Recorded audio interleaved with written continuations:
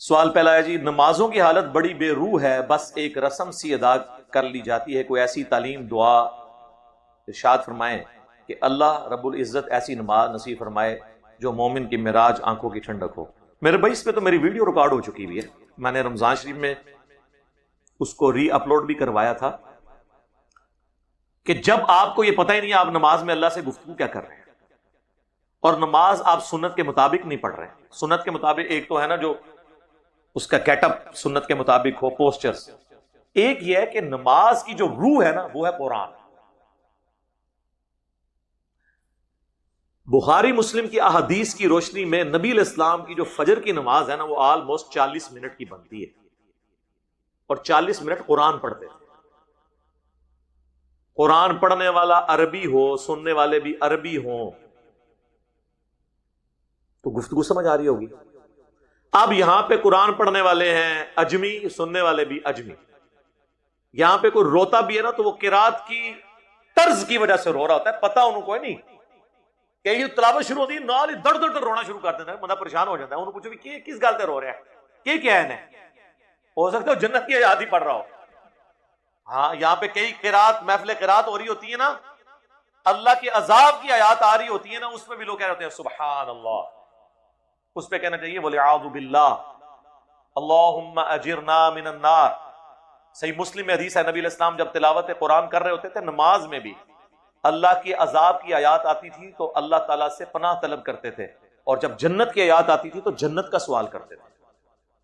تو میرے بھائی جب آپ کو پتہ ہی نہیں قرآن میں کیا ہے، اور اس سے بڑی بات جو قرآن پڑھنے والا ہے وہ بھی چند رٹی ہوئی آیات اور صورتیں پڑھ رہا ہے، قرآن شروع سے آخر تک تو کور ہی نہیں ہوتا سوائے رمضان کے، اور وہ بھی اگر کوئی تمیز سے کرتا ہے تو صرف اہل حدیث، باقی تو یعلمون تعلمون ہے، کیونکہ ان کا زور 20 پوری کرنے پہ ہوتا ہے، ان کا زور قرآن سنانے پہ نہیں ہوتا۔ ان کی 20 بعض اوقات 20 منٹ میں ہی ختم ہو جاتی ہیں یا 40 منٹ میں۔ اہل حدیث کی تو عام مسجد میں 8 تراویح جو ہیں وہ 1.5 سے 2 گھنٹے میں ختم ہوتی ہیں، لیکن سر مزہ آتا ہے۔ اچھا اب آپ نے تو ظاہر عربی سیکھنا ایک تو لمبا پروسیجر ہے، اس کا میں نے آسان حال آپ کو بتایا تھا، ثابت کیا تھا کہ آپ مصحف اٹھا لیں ہاتھ میں ترجمے والا، چاہے آپ سمارٹ فون اٹھائیں، اس کا ترجمہ ساتھ کھول لیں اور پیرلل میں آپ پڑھتے جائیں تاکہ آپ کے اندر وہ سوز و گداز ہو۔ جب آپ کو پتہ چل لوگا سر لگ لو جائے گی، ایک بار کر کے تو دیکھو۔ اس کے لیے پھر آپ اپنی امام مسجد سے بھی یہ کہیں کہ بھئی یہ رٹی رٹائی تقریریں چھوڑو، رٹی رٹائی صورتیں چھوڑو، الف لام میم سے شروع کر کے والناس تک پورا قرآن مکمل کیا کرو جہری نمازوں میں، کم از کم مغرب، عشاء اور فجر میں ایک ترتیب سے، چاہے ہاتھ میں پکڑ کے کر لو اگر زبانی نہیں آتا۔ میں نے ثابت کیا ہے، صحیح بخاری میں موجود ہے، امام بخاری سے تعلیقاً لے کر آئے ہیں کہ حضرت عائشہ کا غلام تھا زکوان، اور سنن کبریٰ البیہقی میں، المصنف ابن ابی شیبہ میں پوری اسناد موجود ہیں۔ وہ حضرت عائشہ کو مصحف ہاتھ میں پکڑ کر قیام اللیل کروایا کرتا تھا۔ چھوٹا بچہ انہوں نے رکھا ہوا تھا ایک 8-10 سال کا، وہ ہاتھ میں مصحف پکڑتا تھا، وہ حافظ نہیں تھا، اور حضرت عائشہ اس کے پیچھے قیام اللیل کرتی تھی۔ اور مصنف ابن ابی شیبہ میں انس بن مالک باقی صحابہ کا ملے گا کہ آگے حافظ قرآن پڑھتا تھا اور وہ پیچھے مصحف اٹھایا کرتے تھے، دونوں طریقے۔ آج کل تو آپ کو یار یہ اٹھانے کی ضرورت ہی نہیں ہے، مسئلہ ہی آسان ہو گیا ہے۔ وہ صحابہ میں تو اتنی خوش نصیبی لوگوں میں ہے ہی نہیں تھی کہ ہر بندے کے ہاتھ میں مصحف بھی ہو، ہر ہاتھ سے لکھا جاتا تھا۔ آج تو ہمارے ہاتھ کے اندر موبائل فون میں آپ کو وہ خوش نصیبی مل چکی ہے جو اس زمانے میں نہیں تھی، اس لیے کہ ہم سست ہو چکے ہیں۔ اکثر لوگ تو زبانی یاد کرتے تھے اس وقت، مصحف کس کے پاس ہوتا؟ تو آپ مصحف موبائل میں ایئر فلائٹ موڈ میں کرنے کے بعد اس کو گو تھرو کریں، روحانیت پیدا ہوگی نمازوں میں۔ دوسرا، نماز کا ایک ایک پوسچر سنت کے مطابق ادا کریں سکون کے ساتھ۔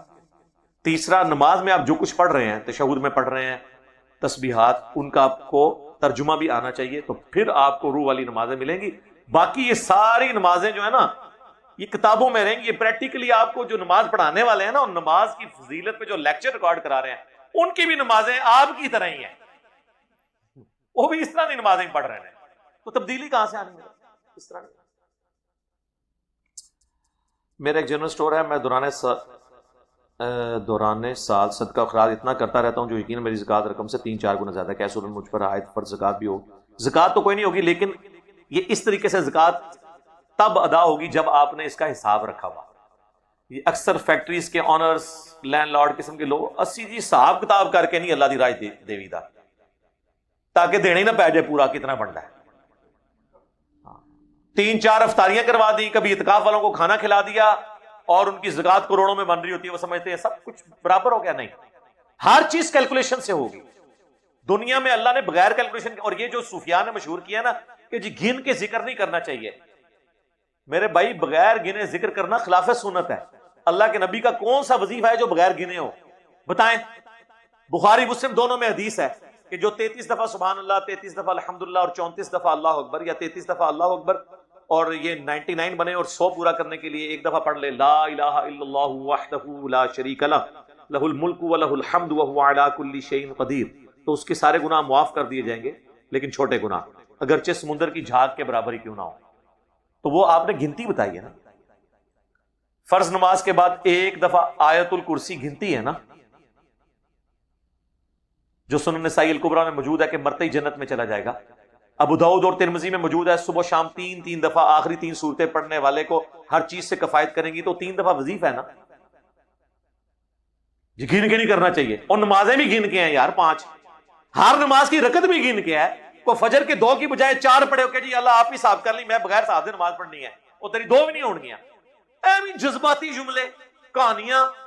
اور میرے بھائی یہ دین ہے، یہ علم کی دنیا ہے. ادھر وہ کچھ بتایا جائے گا، وہ کچھ اللہ کے حضور ایکسیپٹیبل ہوگا جو اس شخصیت نے بتایا ہے جس کی قبر مدینے میں ہے. اللہ کے نبی علیہ السلام کو رول ماڈل کیوں بنایا گیا؟ تاکہ ہر کوئی اپنی مرضی کا دین نہ بنا لے. پیغمبر کیوں بھیجتا ہے اللہ تعالیٰ؟ تاکہ ایک رول ماڈل ہو کہ نہ ان سے آگے بڑھنا ہے نہ ان سے پیچھے رہنا ہے، جیسے یہ کہہ رہے ہیں ویسے چلے. تو زکوٰۃ کا بھی آپ کو اپنا پورا ایسٹ گننا ہوگا کہ میری دکان میں اتنا مال رکھا ہوا ہے، اس کی مالیت. وہ تو آپ کہیں گے جی وہ مہینے میں بک جاتا ہے. نہ سر، مہینے میں بکتا ہے تو ہم نیا بھی تو لے آتے ہیں نا. پورا سال جو ایوریج آپ کا پیسہ کھپا رہتا ہے کاروبار کے اندر، اور اس میں وہ پیسہ جو پیسہ پروڈکٹ کے طور پہ ہے، جو آپ کے فکسڈ ایسٹس ہیں نا، ان کے اوپر زکوٰۃ نہیں ہوتی. دکان کے مثلا دکان کا جو فرنیچر ہے، یا ہوٹل کے برتن، یا لیتھ مشین کسی نے لگائی ہے تو مشین،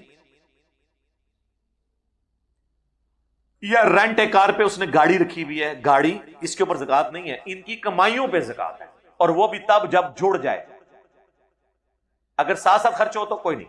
لیکن جو مال تجارت ہوتا ہے نا، اس پہ زکوٰۃ اس لیے ہوتی ہے کہ وہ اتنا پیسہ کھپا رہتا ہے، اس کا وہ رینٹ کار والا معاملہ نہیں ہوتا. کسی نے 1 کروڑ کا کپڑا دکان میں ڈالا ہوا ہے، وہ آتا رہتا ہے نکلتا رہتا ہے، لیکن ایوریج 1 کروڑ کا کپڑا ہے تو 1 کروڑ کی اس کی مہینے کی سال پورے کی 2.5 لاکھ زکوٰۃ بنے گی. تو آپ نے حساب ایک دفعہ ضرور کرنا ہے اپنی دکان کا، زیورات کا، ان ساری چیزوں کا. میں نے زکوٰۃ کے قدیم اور جدید 70 فقہی احکام و مسائل کے اوپر 1.5 گھنٹے کی ویڈیو ریکارڈ کرائی ہے. آپ دنیا میں 70 کتابیں بھی زکوٰۃ پہ پڑھ لیں، اتنا علم آپ کو نہیں ملے گا ایک ترتیب سے جتنا میں نے اس میں ایک ایک چیز باریکی سے شروع ہوں بیان کی ہے. مسئلہ 95B ویسے بھی آپ لکھ لیں، زکوٰۃ کے 70 احکام، کسی بھی نام سے لکھ دیں، ساتھ میرا نام لکھ دیں تو وہ ویڈیو آپ کے سامنے آ جائے گی. ایک ایک چیز بتائی ہے. گائے کی زکوٰۃ کیسے ہے، بکریوں کی زکوٰۃ کیسے ہے، پلاٹس کی زکوٰۃ کیسے ہے، زیورات کی زکوٰۃ کس طرح ہے، یہ ساری ڈیٹیلز بتائی ہیں. ایک دفعہ آپ حساب کر لیں، سال میں ایک دفعہ آپ کو حساب کرنا ہوگا. اس کے بعد آپ اپنا جو خرچ کیا ہوا ہے اس کا حساب دیکھیں اور اس سے اوپر جتنا مرضی کرتے ہیں تو ٹھیک ہے، یہ اس میں شمار ہو جائے گا. لیکن کوئی کیلکولیشن تو ہو نا. کیلکولیشن کے بغیر کس طرح کوئی ہو سکتا ہے؟ دنیا میں کوئی کام ایسے ہوتا ہے؟ یعنی دنیا کا کوئی کام بھی بغیر کیلکولیشن کے تو نہیں ہوتا. یہ تو نہیں ہوتا کہ کسی بھی دن کوئی بھی لڑکا لے کر کسی بھی جو ہے نکاح خاں کو پکڑ کے کسی بھی گھر میں گھس کے کوئی لڑکی پسند کر کے آپ بیاہ کے لے جائیں. کس طرح ہوتا ہے؟ ہر چیز کیلکولیٹڈ ہوتی ہے. تو وہ کیلکولیشن کے ساتھ وہ آپ کو کیلکولیٹ کرنا ہوگا. اس کے بعد آپ اوپر جتنا مرضی دیں. ہاں یہ بات ٹھیک ہے کہ اگر کسی کو یہ وہم ہے نا کہ مطلب وہ میں موٹا میں نے حساب لگا لیا ہے، یہ زیادہ ہی ہوتا ہے، تو ٹھیک ہے، اس کا شمار ہو جائے گا، اوپر والا اس کا اضافی صدقہ ہوگا. لیکن کیلکولیشن تھوڑی بہت تو موٹی موٹی تو آپ کو کرنی ہوگی، ورنہ تو آپ حساب کیسے رکھیں گے؟ بغیر حساب کے تو کوئی کام ہو ہی نہیں سکتا. ہو سکتا ہے کام ہی دے رہے ہوں، پھر کیا کریں گے آپ؟ تو قرآن میں تو آ رہا ہے کہ ان کے منہ، پیٹھ، ماتھے، کروٹوں پہ سونا اور چاندی گرم کر کے داغا جائے گا. سورہ توبہ میں آتا ہے جو مال کی زکوٰۃ نہیں دیتے. اور بخاری مسلم میں آتا ہے کہ یہ سانپ کی شکل میں ان پہ مسلط کر دیے جائیں گے ان کا یہ مال جس کی وہ زکات نہیں دیتے. تو یہ بڑا سینسٹیو ایشو ہے, اسلام کی بنیاد ہے. کلمہ توحید اور رسالت کے بعد نماز اور پھر زکات کا ہی نمبر ہے. تو یہ اس طریقے سے نہیں کیجول لینا ہوگا, پوری کیلکولیشن کرنی ہوگی. کیلکولیشن کرنے کے بعد پھر آپ اضافی آپ جتنا مرضی دیں, ایڈوانس بھی دے سکتے ہیں. اچھا بعض لوگ یہ پوچھ رہے ہوتے ہیں جی وہ ایک بندے نے قرض لیا واپس نہیں کر رہا, میں زکات میں کاٹ لوں. سر ایسے نہیں ہو سکتا. یہ تو آپ کہہ رہے ہیں کہ میں نے فجر کی نماز نہیں پڑھی تھی, جو میں نے جو کل 2 نفل فالتو پڑھے تھے وہ فجر شمار کر لوں. نہیں, نیت پہلے ہوتی ہے. یہ جو کہا گیا انما الاعمال بالنیات, بخاری مسلم میں کہ اعمال کا دار و مدار نیتوں پر ہے, تو پہلے نیت تو پہلے ہوگی. ہاں کوئی قرض دیتے وقت یہ نیت کر لے کہ میں اسے زکات دے رہا ہوں کیونکہ چانس ہے کہ یہ واپس نہیں کرے گا. ویسے تو کوئی بھی نہیں کرتا واپس الا ماشاء اللہ. لوگ ہنس تو رہے ہیں. صحیح بخاری میں حدیث ہے, نبی علیہ السلام کے سامنے مقروض کا جنازہ لایا گیا, آپ نے فرمایا میں نے نہیں پڑھنا جب تک اس کا قرض نہیں اتارتے. اور پھر بخاری مسلم کے الفاظ ہیں جب اللہ نے آپ کو وسعت دے دی تو پھر آپ مقروض کا خود قرضہ اتار دیتے تھے. اور صحیح بخاری میں حدیث ہے کہ شہید کا ہر گناہ معاف ہو جاتا ہے, قرض نہیں معاف ہوتا. تو یہ قرض والا معاملہ بڑا سینسٹیو ہے. تو آپ کو یقین ہے اس نے واپس کوئی نہیں کرنا, آپ اس وقت ہی زکات کی نیت کر کے اسے پیسے دیں, اسے نہ بتائیں.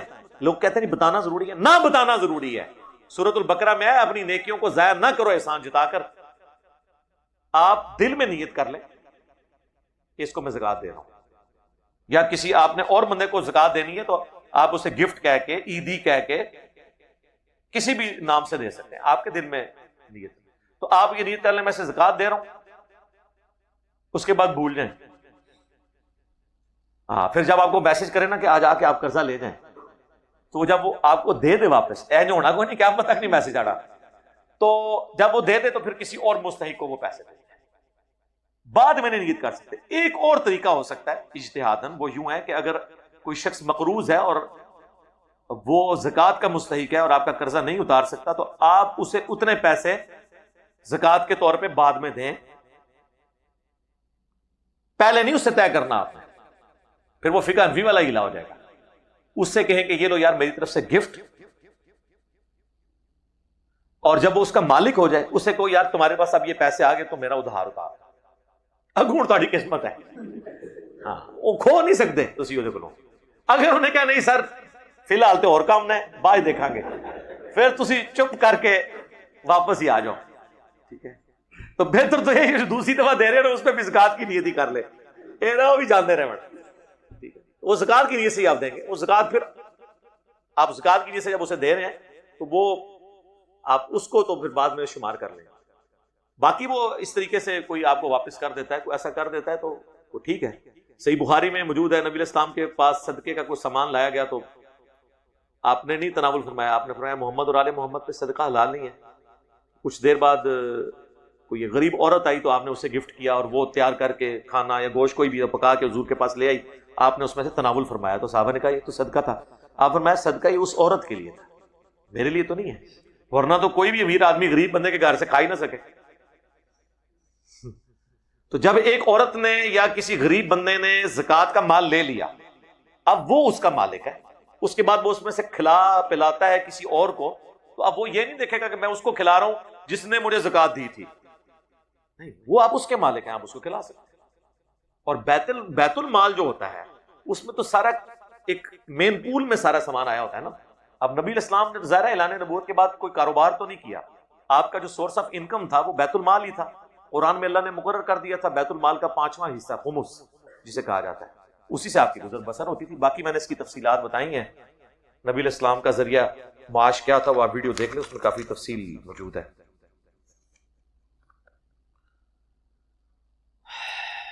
ایک بندے کا نام لکھا ہے, نام میں اب اس طرح نام نہ لکھنے کی ضرورت نہیں ہے کس نے کیا کہا ہے. بالکل نے لکھا ہے کہ انہوں نے دینے میں 10 محرم کو جلسے میں کہا کہ حضرت علی گھوڑے پر سوار ہوتے وقت ایک رکعت سے دوسری رکعت تک پورا قرآن پڑھ لیتے تھے, کیا یہ درست ہے؟ بالکل جھوٹ ہے جی, اس طرح نہیں ہوتا. یہ کیسے ہو سکتا ہے میرے بھائی؟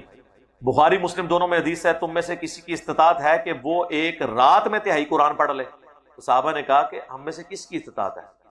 یہ تو تبلیغی جماعت کے فضائل اعمال والے بزرگ ہی پڑھ سکتے ہیں جی. لکھا نہیں نا فضائل اعمال میں روزانہ 3 قرآن 8 قرآن روزانہ کے.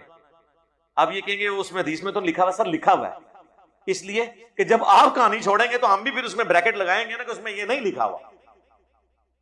تو آپ نے فرمایا کہ سورہ اخلاص تہائی قرآن کے برابر ہے، اس اعتبار سے بھی کہ یہ قرآن کا 1/3 جو ہے توحید ہے، 3 عقیدے نا، عقیدے توحید، رسالت اور آخرت، اور فضیلت کے اعتبار سے بھی 1/3 ہے سورہ اخلاص، تو یہ تہائی قرآن کے برابر ہے، اس لیے وہ 3 دفعہ سورہ اخلاص پڑھ کے بخشتے ہیں نا، پورے قرآن کا ثواب بن جائے گا۔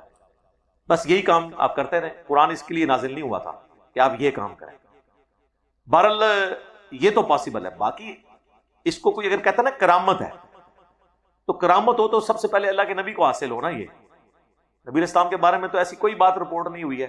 آپ بخاری مسلم میں احادیث کھول کے پڑھیں تو اما عائشہ آپ کو روایت کریں گی کہ نبی علیہ السلام نے رات کو 2 نفل پڑھے، اس میں سورۃ البقرہ کے برابر قیام کیا، پھر اتنا ہی رکوع کیا، اتنا ہی قوما کیا، اتنا ہی سجدہ کیا، 2 سجدوں کے درمیان دیر بیٹھے، حتیٰ کہ کرتے کرتے بخاری مسلم میں آئے گا کہ جب آپ علیہ السلام 4 رکعتیں یا 8 رکعتیں پڑھ کے فارغ ہوئے، عشاء سے شروع کی تو فجر کا وقت ہو چکا تھا، تو اس میں سورۃ البقرہ، سورہ آل عمران اس کا ہی ذکر ہے۔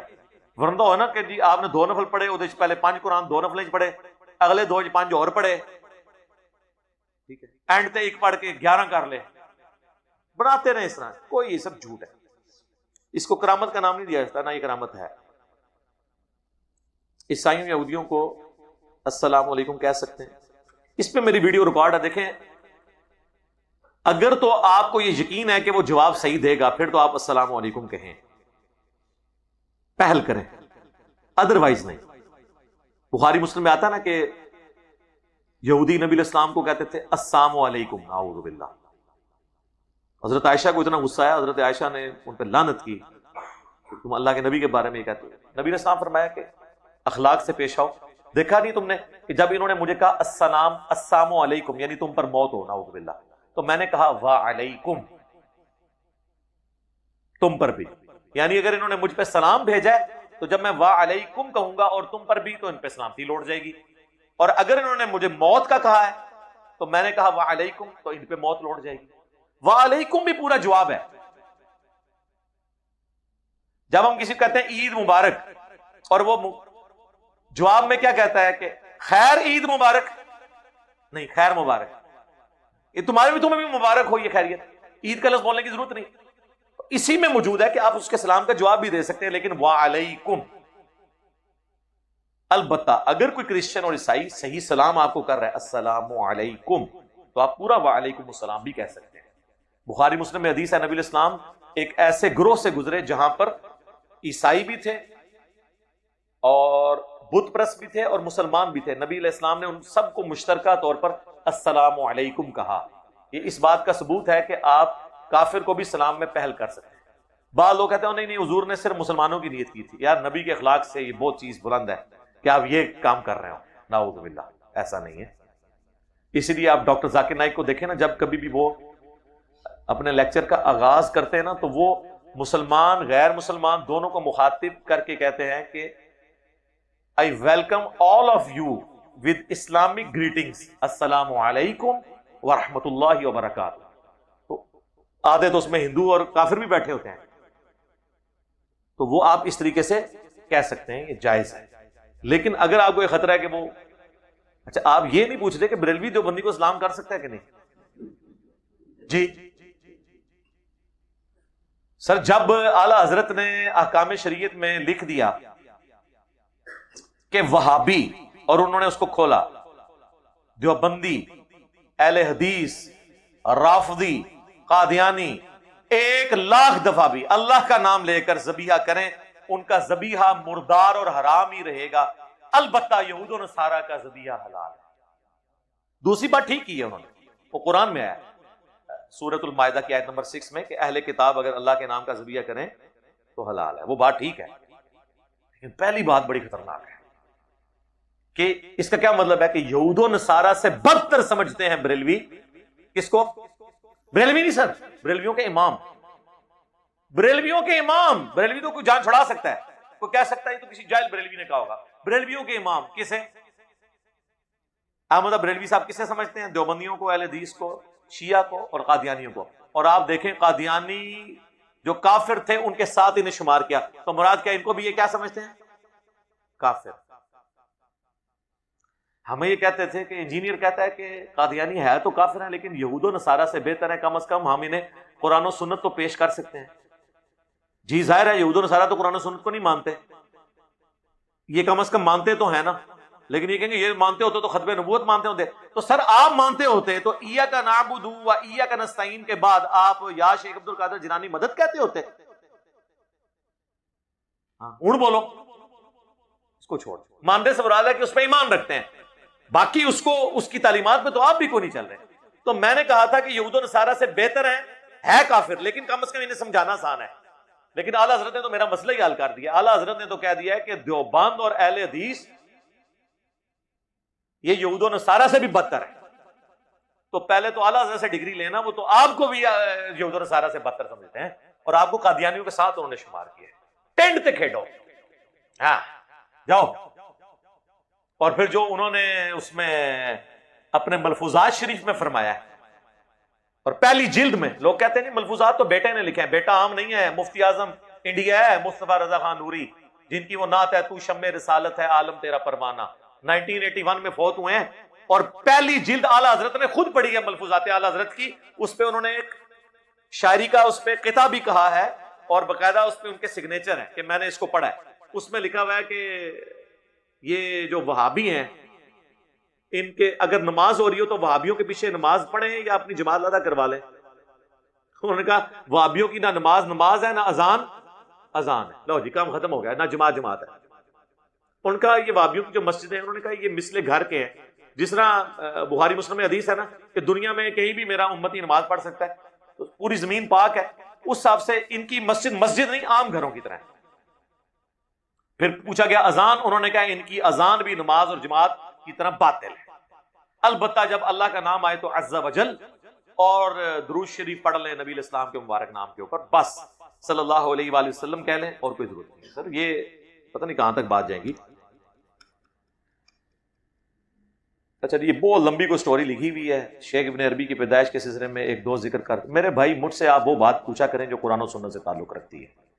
کسی بابے کا کیا ہوا، اس کی ماں کا نکاح کس کے ساتھ ہوا تھا، کتنا حق میں دینا، میرا کیا لینا دینا اس کے ساتھ، دین کے ساتھ؟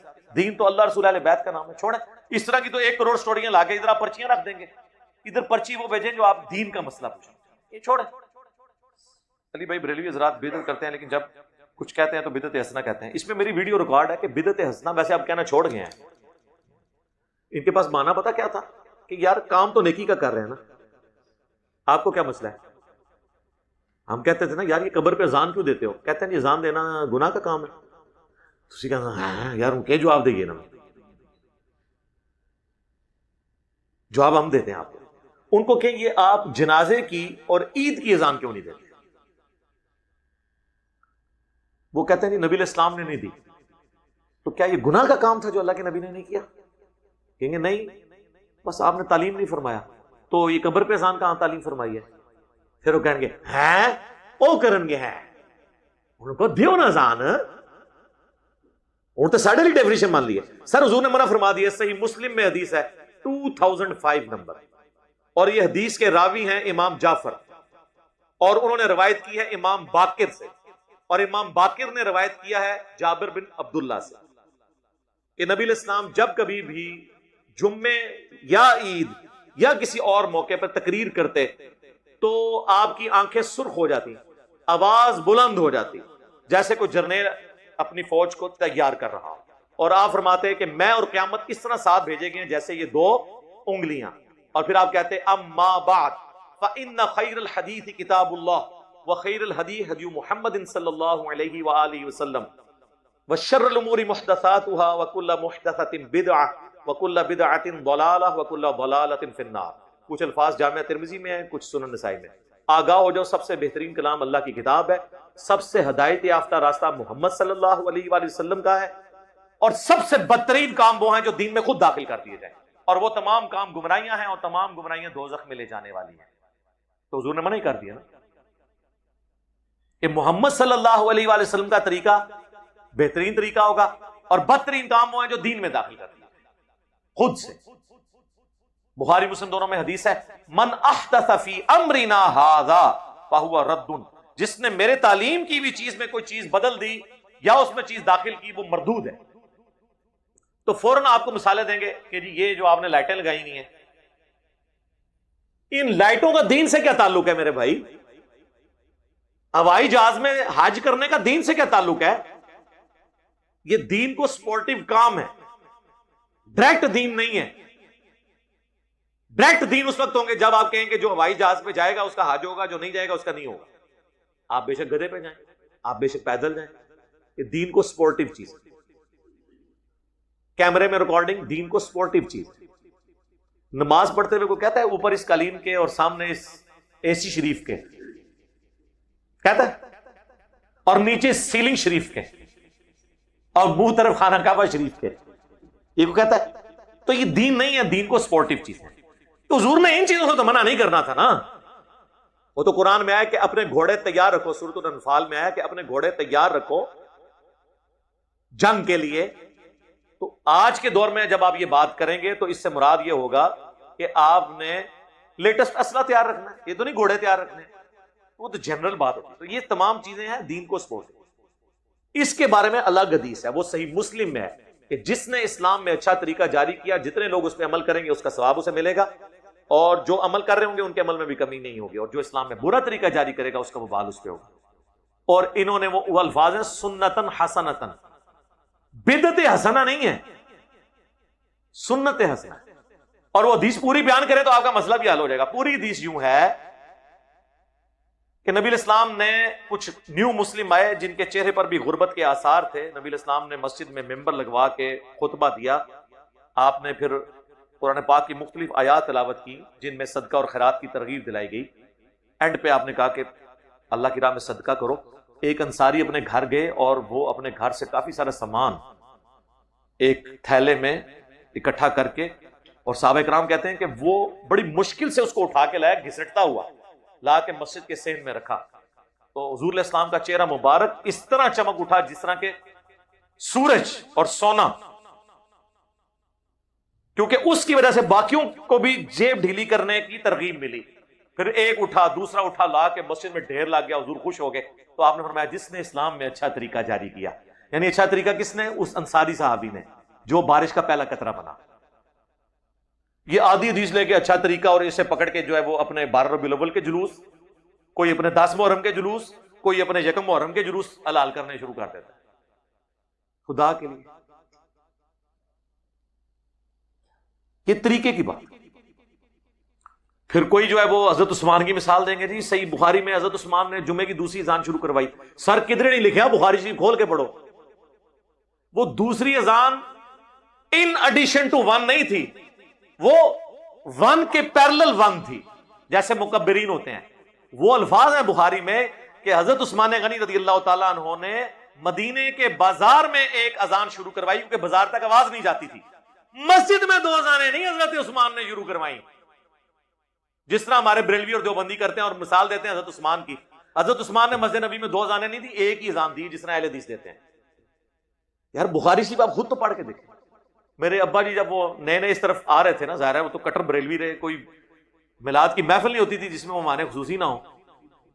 تو ایک دفعہ جمعے کی دوسری اذان کی بات ہوئی، میں نے بریلویوں کی بخاری اٹھا کے ان کے سامنے رکھی، میں نے کہا یہ ذرا پڑھے نا، حضرت عثمان نے یہ جو دوسری اذان ہے یہ تو شروع کروائی تھی بازار میں، جس کا ایکویلنٹ آج کے دور میں سپیکر ہے کہ بازار تک آواز جا رہی ہے، یا جس سے زیادہ شوق ہے بازار میں اذان دے، مسجد میں 2 اذانیں کس بات کی؟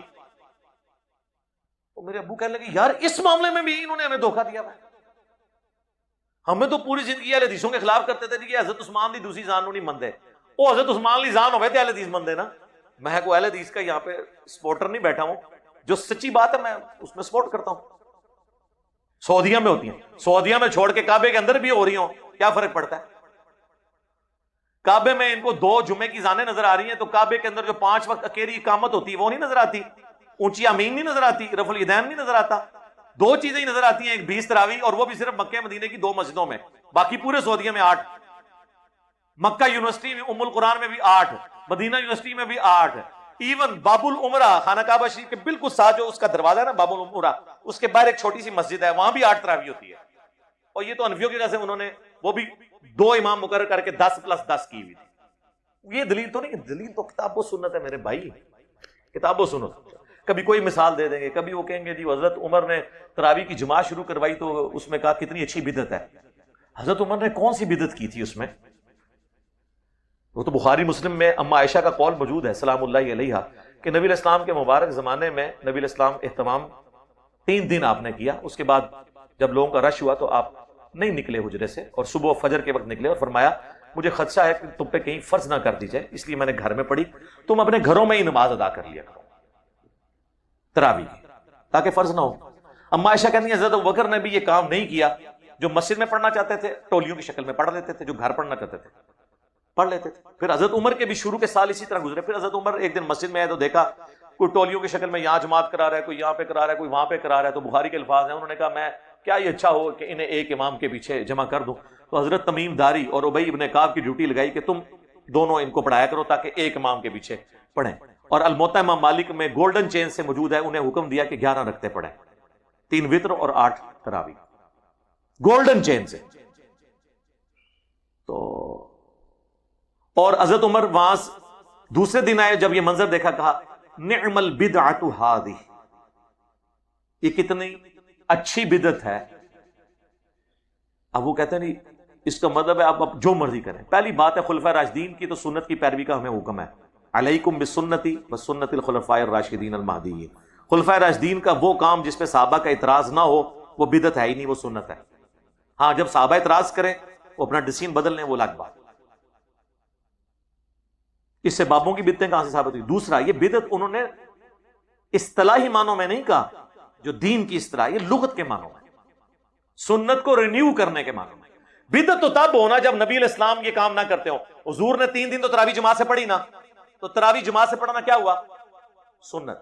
حضور نے زندگی میں کوئی ایک دفعہ بھی کام کیا اور اس سے منع نہیں فرمایا وہ کوئی شخص روزانہ کرے؟ کیا حضور علیہ السلام ہر وقت پگڑی باندھتے تھے؟ روزانہ پگڑی میں نماز پڑھاتے تھے؟ لیکن الیاس قادری صاحب کو میں نے 40 سالوں میں بغیر پگڑی کے نہیں کبھی دیکھا، تو اب ہم یہ کہیں گے یہ بدعت کر رہے ہیں؟ نہیں، ٹھیک ہے، وہ چاہتے ہیں ہم روزانہ کریں، ٹوپی نہیں وہ پہننا چاہتے، ان کی مرضی ہے۔ لیکن ونس جب 3 دن حضور نے پڑھی تو حضرت عمر نے کوئی نیا کام نہیں کیا۔ حضور علیہ السلام بھی ایک امام تھے، آپ کے پیچھے لوگ مقتدی نماز پڑھتے تھے، حضرت عمر نے بھی دوبارہ ایک امام پہ متفق کیا، بجائے ٹولیوں کی شکل میں۔ وہ ٹولیوں کی شکل میں کرتے تھے، کوئی ایک حافظ 10 بندے لے کے کھڑا ہو گیا اپنا ایک قرات، ظاہر ہے ہر بندہ ایک طرح کا تو نہیں نا، کہ کچھ لوگ کہتے ہوں گے ہم نے روزانہ کا اتنی صورتیں پڑھنی ہے، وہ کہے گا اتنی پڑھنی ہے، تو ہر بندے کا اپنا ہے۔ اس طریقے سے اس سے وہ بدعت ثابت کر رہے ہیں۔ تو اس طریقے سے بدعت ثابت نہیں ہوتی، بدعت حسنہ اور وہ یہ کہانی ہے صرف ان کی۔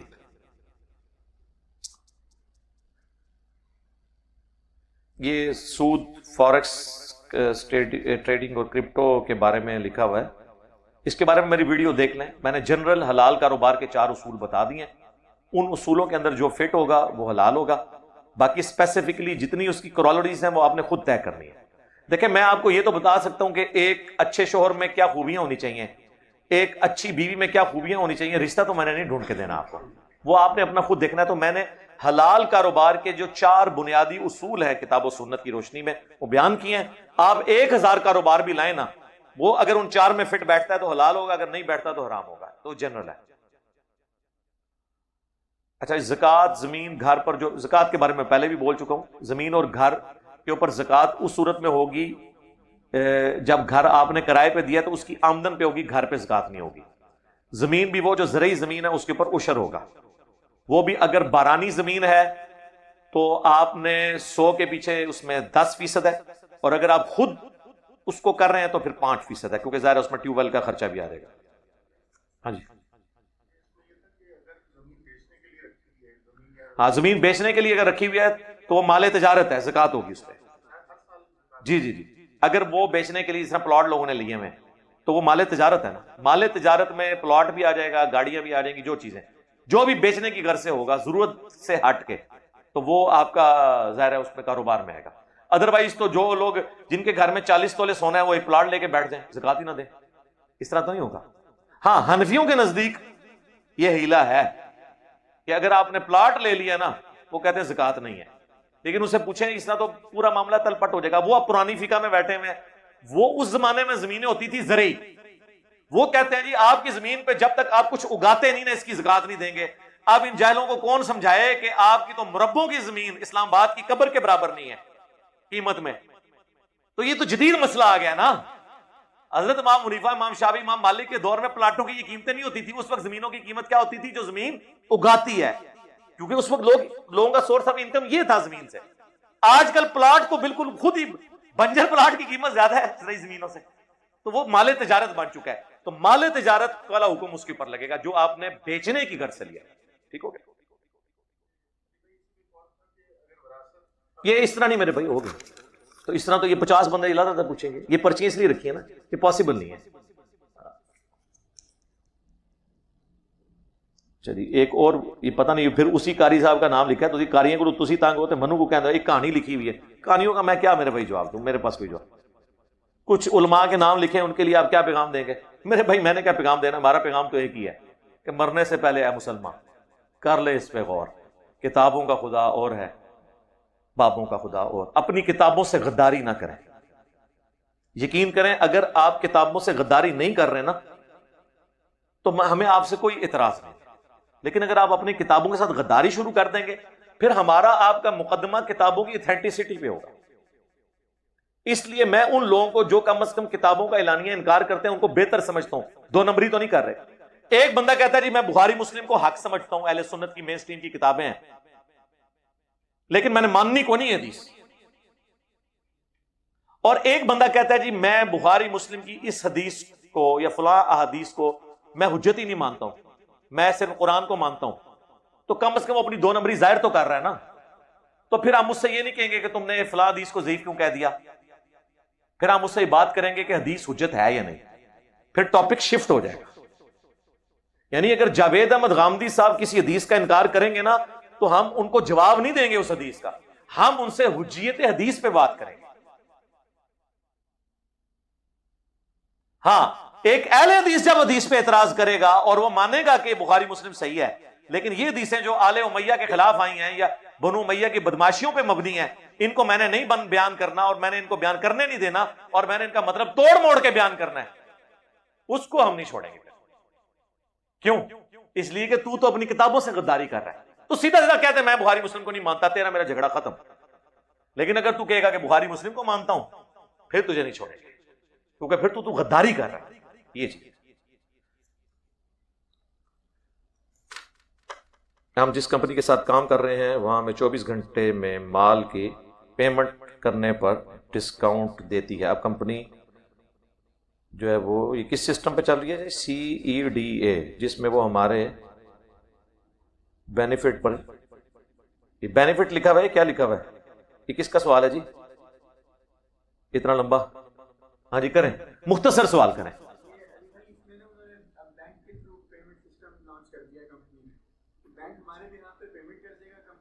تو سوال آپ کا کیا ہے؟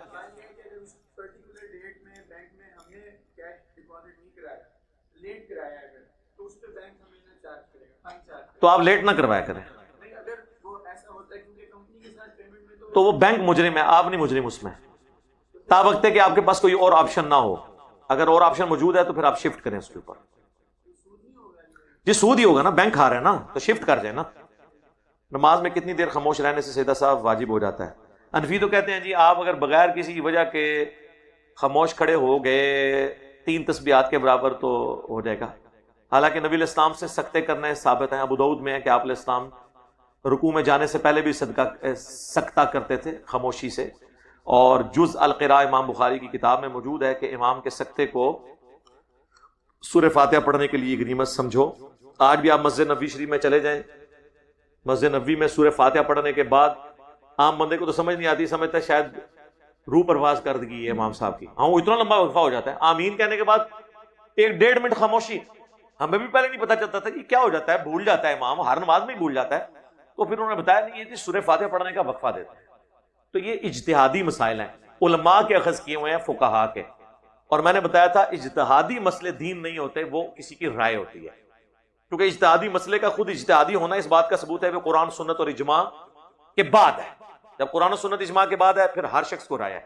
امام حنیفہ کے اپنے شاگردوں نے ان سے کئی معاملات میں اختلاف کیے ہیں، امام شافعی کے شاگردوں نے کئی معاملات میں ان سے اختلاف کیے قرآن و سنت کے دلائل کی روشنی میں۔ اجتہادی مسائل ہے نا، اور وہ اختلاف کوئی ایسا نہیں ہوتا جس کے اوپر کوئی ہنگامہ کھڑا کر دے۔ اصول کے مسئلے، عقیدے کے مسئلے اصل ہوتے ہیں، تو سجدہ صاحب کوئی نہیں واجب ہوتا، اور نہ کوئی کسی نے خاموش کھڑا ہونا ہے، ورنہ تو سارے حنفیوں پہ سجدہ صاحب واجب ہوتا ہے، کیونکہ امام زور اثر میں اونچی آواز میں قرات نہیں کر رہا تھا، اور ہمارے سارے حنفی چاہے بزرگان دین ہوں یا بزرگان بے دین ہوں، چاہے علماء کرام ہوں یا علماء کرائم ہوں، سارے خاموش ہی کھڑے ہوتے ہیں زور اثر میں، چاروں رکعتوں میں اپنی دکانوں کا یا چندوں کا حساب کر رہے ہوتے ہیں، ان پہ سجدہ صاحب نہیں واجب ہوتا؟ اس وقت کیا مسئلہ ہے؟ پہلے تو انہوں نے بہانہ کیا ہوا ہے کہ مغرب عشاء اور فجر میں امام پڑھ رہا ہے تو سننا ضروری ہے، بالکل میں آپ کے ساتھ ہوں، میں بھی اسی حق میں ہوں کہ خاموشی سے سنیں اور سکتے میں پڑھیں، جب وہ پڑھ رہے آپ نہ پڑھیں، لیکن زور اثر میں آپ کیا کر رہے ہوتے ہیں؟ اس طریقے سے نہیں، خاموش کو ویسے نہیں کھڑا رہتا، وجہ سے ہی ہوگا۔ اہل حدیث 3 طلاق کو ایک مانتے ہیں اور قرآن سے حوالہ دیتے ہیں۔ قرآن سے کہاں سے اہل حدیث نے حوالہ دینا ہے؟ اتنا سیدھا کام ہے۔ قرآن میں کہیں یہ نہیں آیا کہ کٹھی 3 طلاقیں جو ہیں وہ ایک شمار ہوں گی۔ قرآن میں صرف طلاق کا طریقہ بتایا گیا کہ اس طریقے پہ کرنی ہے۔ اب یہ انڈیٹینڈڈ مسئلہ ہے کہ اگر کوئی اس طریقے پر طلاق نہیں دیتا تو اس کا شرعی حکم کیا ہے؟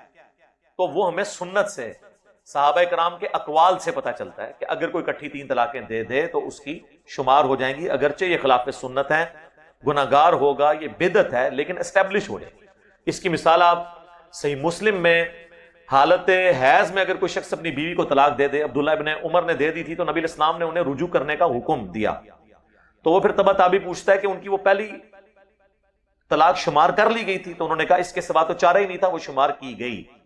حالانکہ حالت حیض میں عورت کو طلاق دینا منع ہے، لیکن اگر کوئی دے دے اسٹیبلش ہو جائے، تو صحابہ کا اس پہ اتفاق ہے، ایٹ لیسٹ اہل سنت کے ہاں یہ اتفاقی مسئلہ ہے۔ اہل حدیث بھی صرف ابن تیمیہ کے بعد کے اہل حدیث ہیں جنہوں نے زیادہ ہنگامہ کھڑا کیا، وہ بھی سارے نہیں۔ مثلا شیخ زبیر علی رحمہ اللہ تعالی وہ 3 طلاق ایک مجلس کی، اس کو 3 ہی تصور کرتے تھے۔ اب اس میں یہ مانا کرنا کہ جی لوگوں کو پتہ نہیں ہے طلاقیں ہو جاتی ہیں، پر لوگوں کو ایجوکیٹ کریں، جس کو طلاق نکاح کا مسئلہ ہی نہیں پتا ہوتا بیاہ کیوں کرایا تسی؟ یہ کون سا بہانہ ہے؟ یہ تو فضول ہے، اس طرح کی آپ عقلی دلائل دیں۔ تو قرآن میں یہ ٹاپک انٹینڈڈ ہے، قرآن میں درجنوں چیزیں انٹینڈڈ ہیں جو سنت میں ہیں۔ قرآن میں 100 سے زیادہ آیات میں نماز کا ذکر ہے، آپ پہ ہوتا تو اللہ سے کہتے کہ ایک دفعہ ہی کہہ لے اللہ تیرا کافی ہے، باقی 99 آتا نہیں نا، وہ نماز کا طریقہ دس دے، کم از کم امت جوڑ جائے، کوئی اللہ کی مرضی۔ حج کا طریقہ بھی سکیٹرڈ فارم میں آیا، زکوٰۃ کی تفصیلات اس طرح نہیں آئی ہیں، وہ سنت میں آئی ہیں۔ تو یہ یاد رکھیے گا، اسلام کی بنیاد بنیادی طور پہ 2 چیزوں پہ ہے، قرآن اور سنت، اور یہ دونوں انڈیپینڈنٹ ہیں۔ اگر کوئی کہ میں صرف قرآن کو مانتا ہوں سنت کو نہیں مانتا، وہ گمراہ نہیں ہے، کافر ہے۔ یہ گمراہ چھوٹا لفظ ہے، گمراہ ہم اسے کہتے ہیں جو سنت میں احادیث میں چند احادیث سے اختلاف کرتا ہے، باقی سنت اور حدیث کو ایز اے اصطلاح کے طور پر اور اسلام کی بنیاد کے طور پر حجت مانتا ہے۔ جو سرے سے کہ میں سنت کو مانتا ہی نہیں ہے وہ کافر ہے۔ یہ ہو سکتا ہے کہ کسی، وہ تو ہر فرقے میں ہی منکرین احادیث موجود ہیں،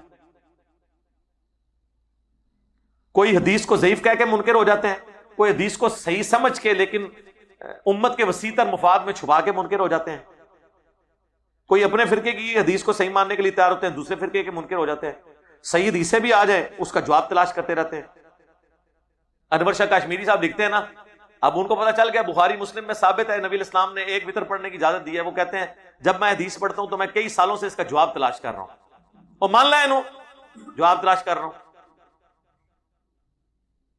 بھائی انور شاہ کاشمیری تک 1300 سال تو کسی حنفی نوں جواب نہیں ملیا، 1100 سال تو تنوں بھی نہیں پائی ملن لگا، ہوں کیڑی شاہ نویں کڈنی ہے۔ یہی کچھ کیا انہوں نے بھی، آپ دیکھیں تفسیر عثمانی سعودیہ سے مفت دی جاتی تھی حاجیوں کو، پھر یہاں کے اہل حدیث علماء نے ورکنگ کی کہ جس میں تو فلاں فلاں بدعقیدگیاں لکھی ہوئی ہیں۔ مثلا سورہ البقرہ کی آیت نمبر 142:3 کے کانٹیکسٹ میں لکھا ہے کہ نبی علیہ السلام پہ امت کے اعمال پیش کیے جاتے ہیں، اور مسلم شریف میں ہے کہ ہر منڈے اور جمعرات کو اللہ کی بارگاہ میں اعمال پیش کیے جاتے ہیں۔ اس قسم کی بدعقیدیاں نکال کے انہوں نے بھیجا تو سعودی عرب والوں نے 1981-82 میں ہی اس تفسیر عثمانی پہ پابندی لگا دی کہ یہ بدعقیدگی پہ مبنی ہے۔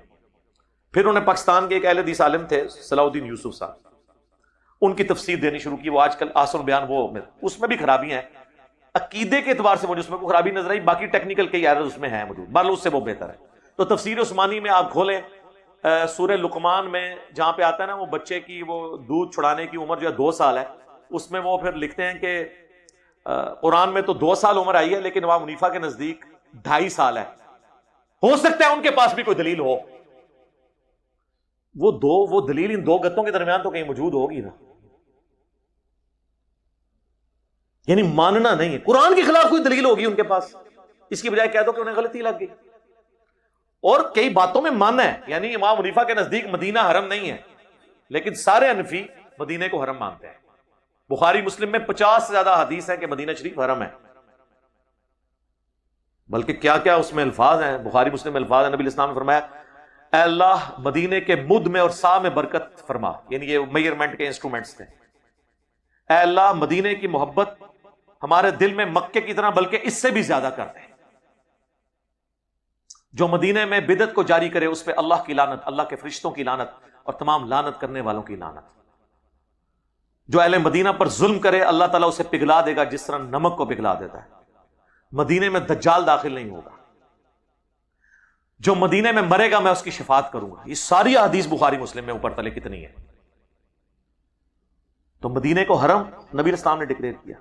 اب کوئی یہ پیٹنا شروع کر دے کہ امام حنیفہ کو یہ بات کیوں نہیں پتا چلی کہ مدینہ حرم ہے. بھائی انسان تھے.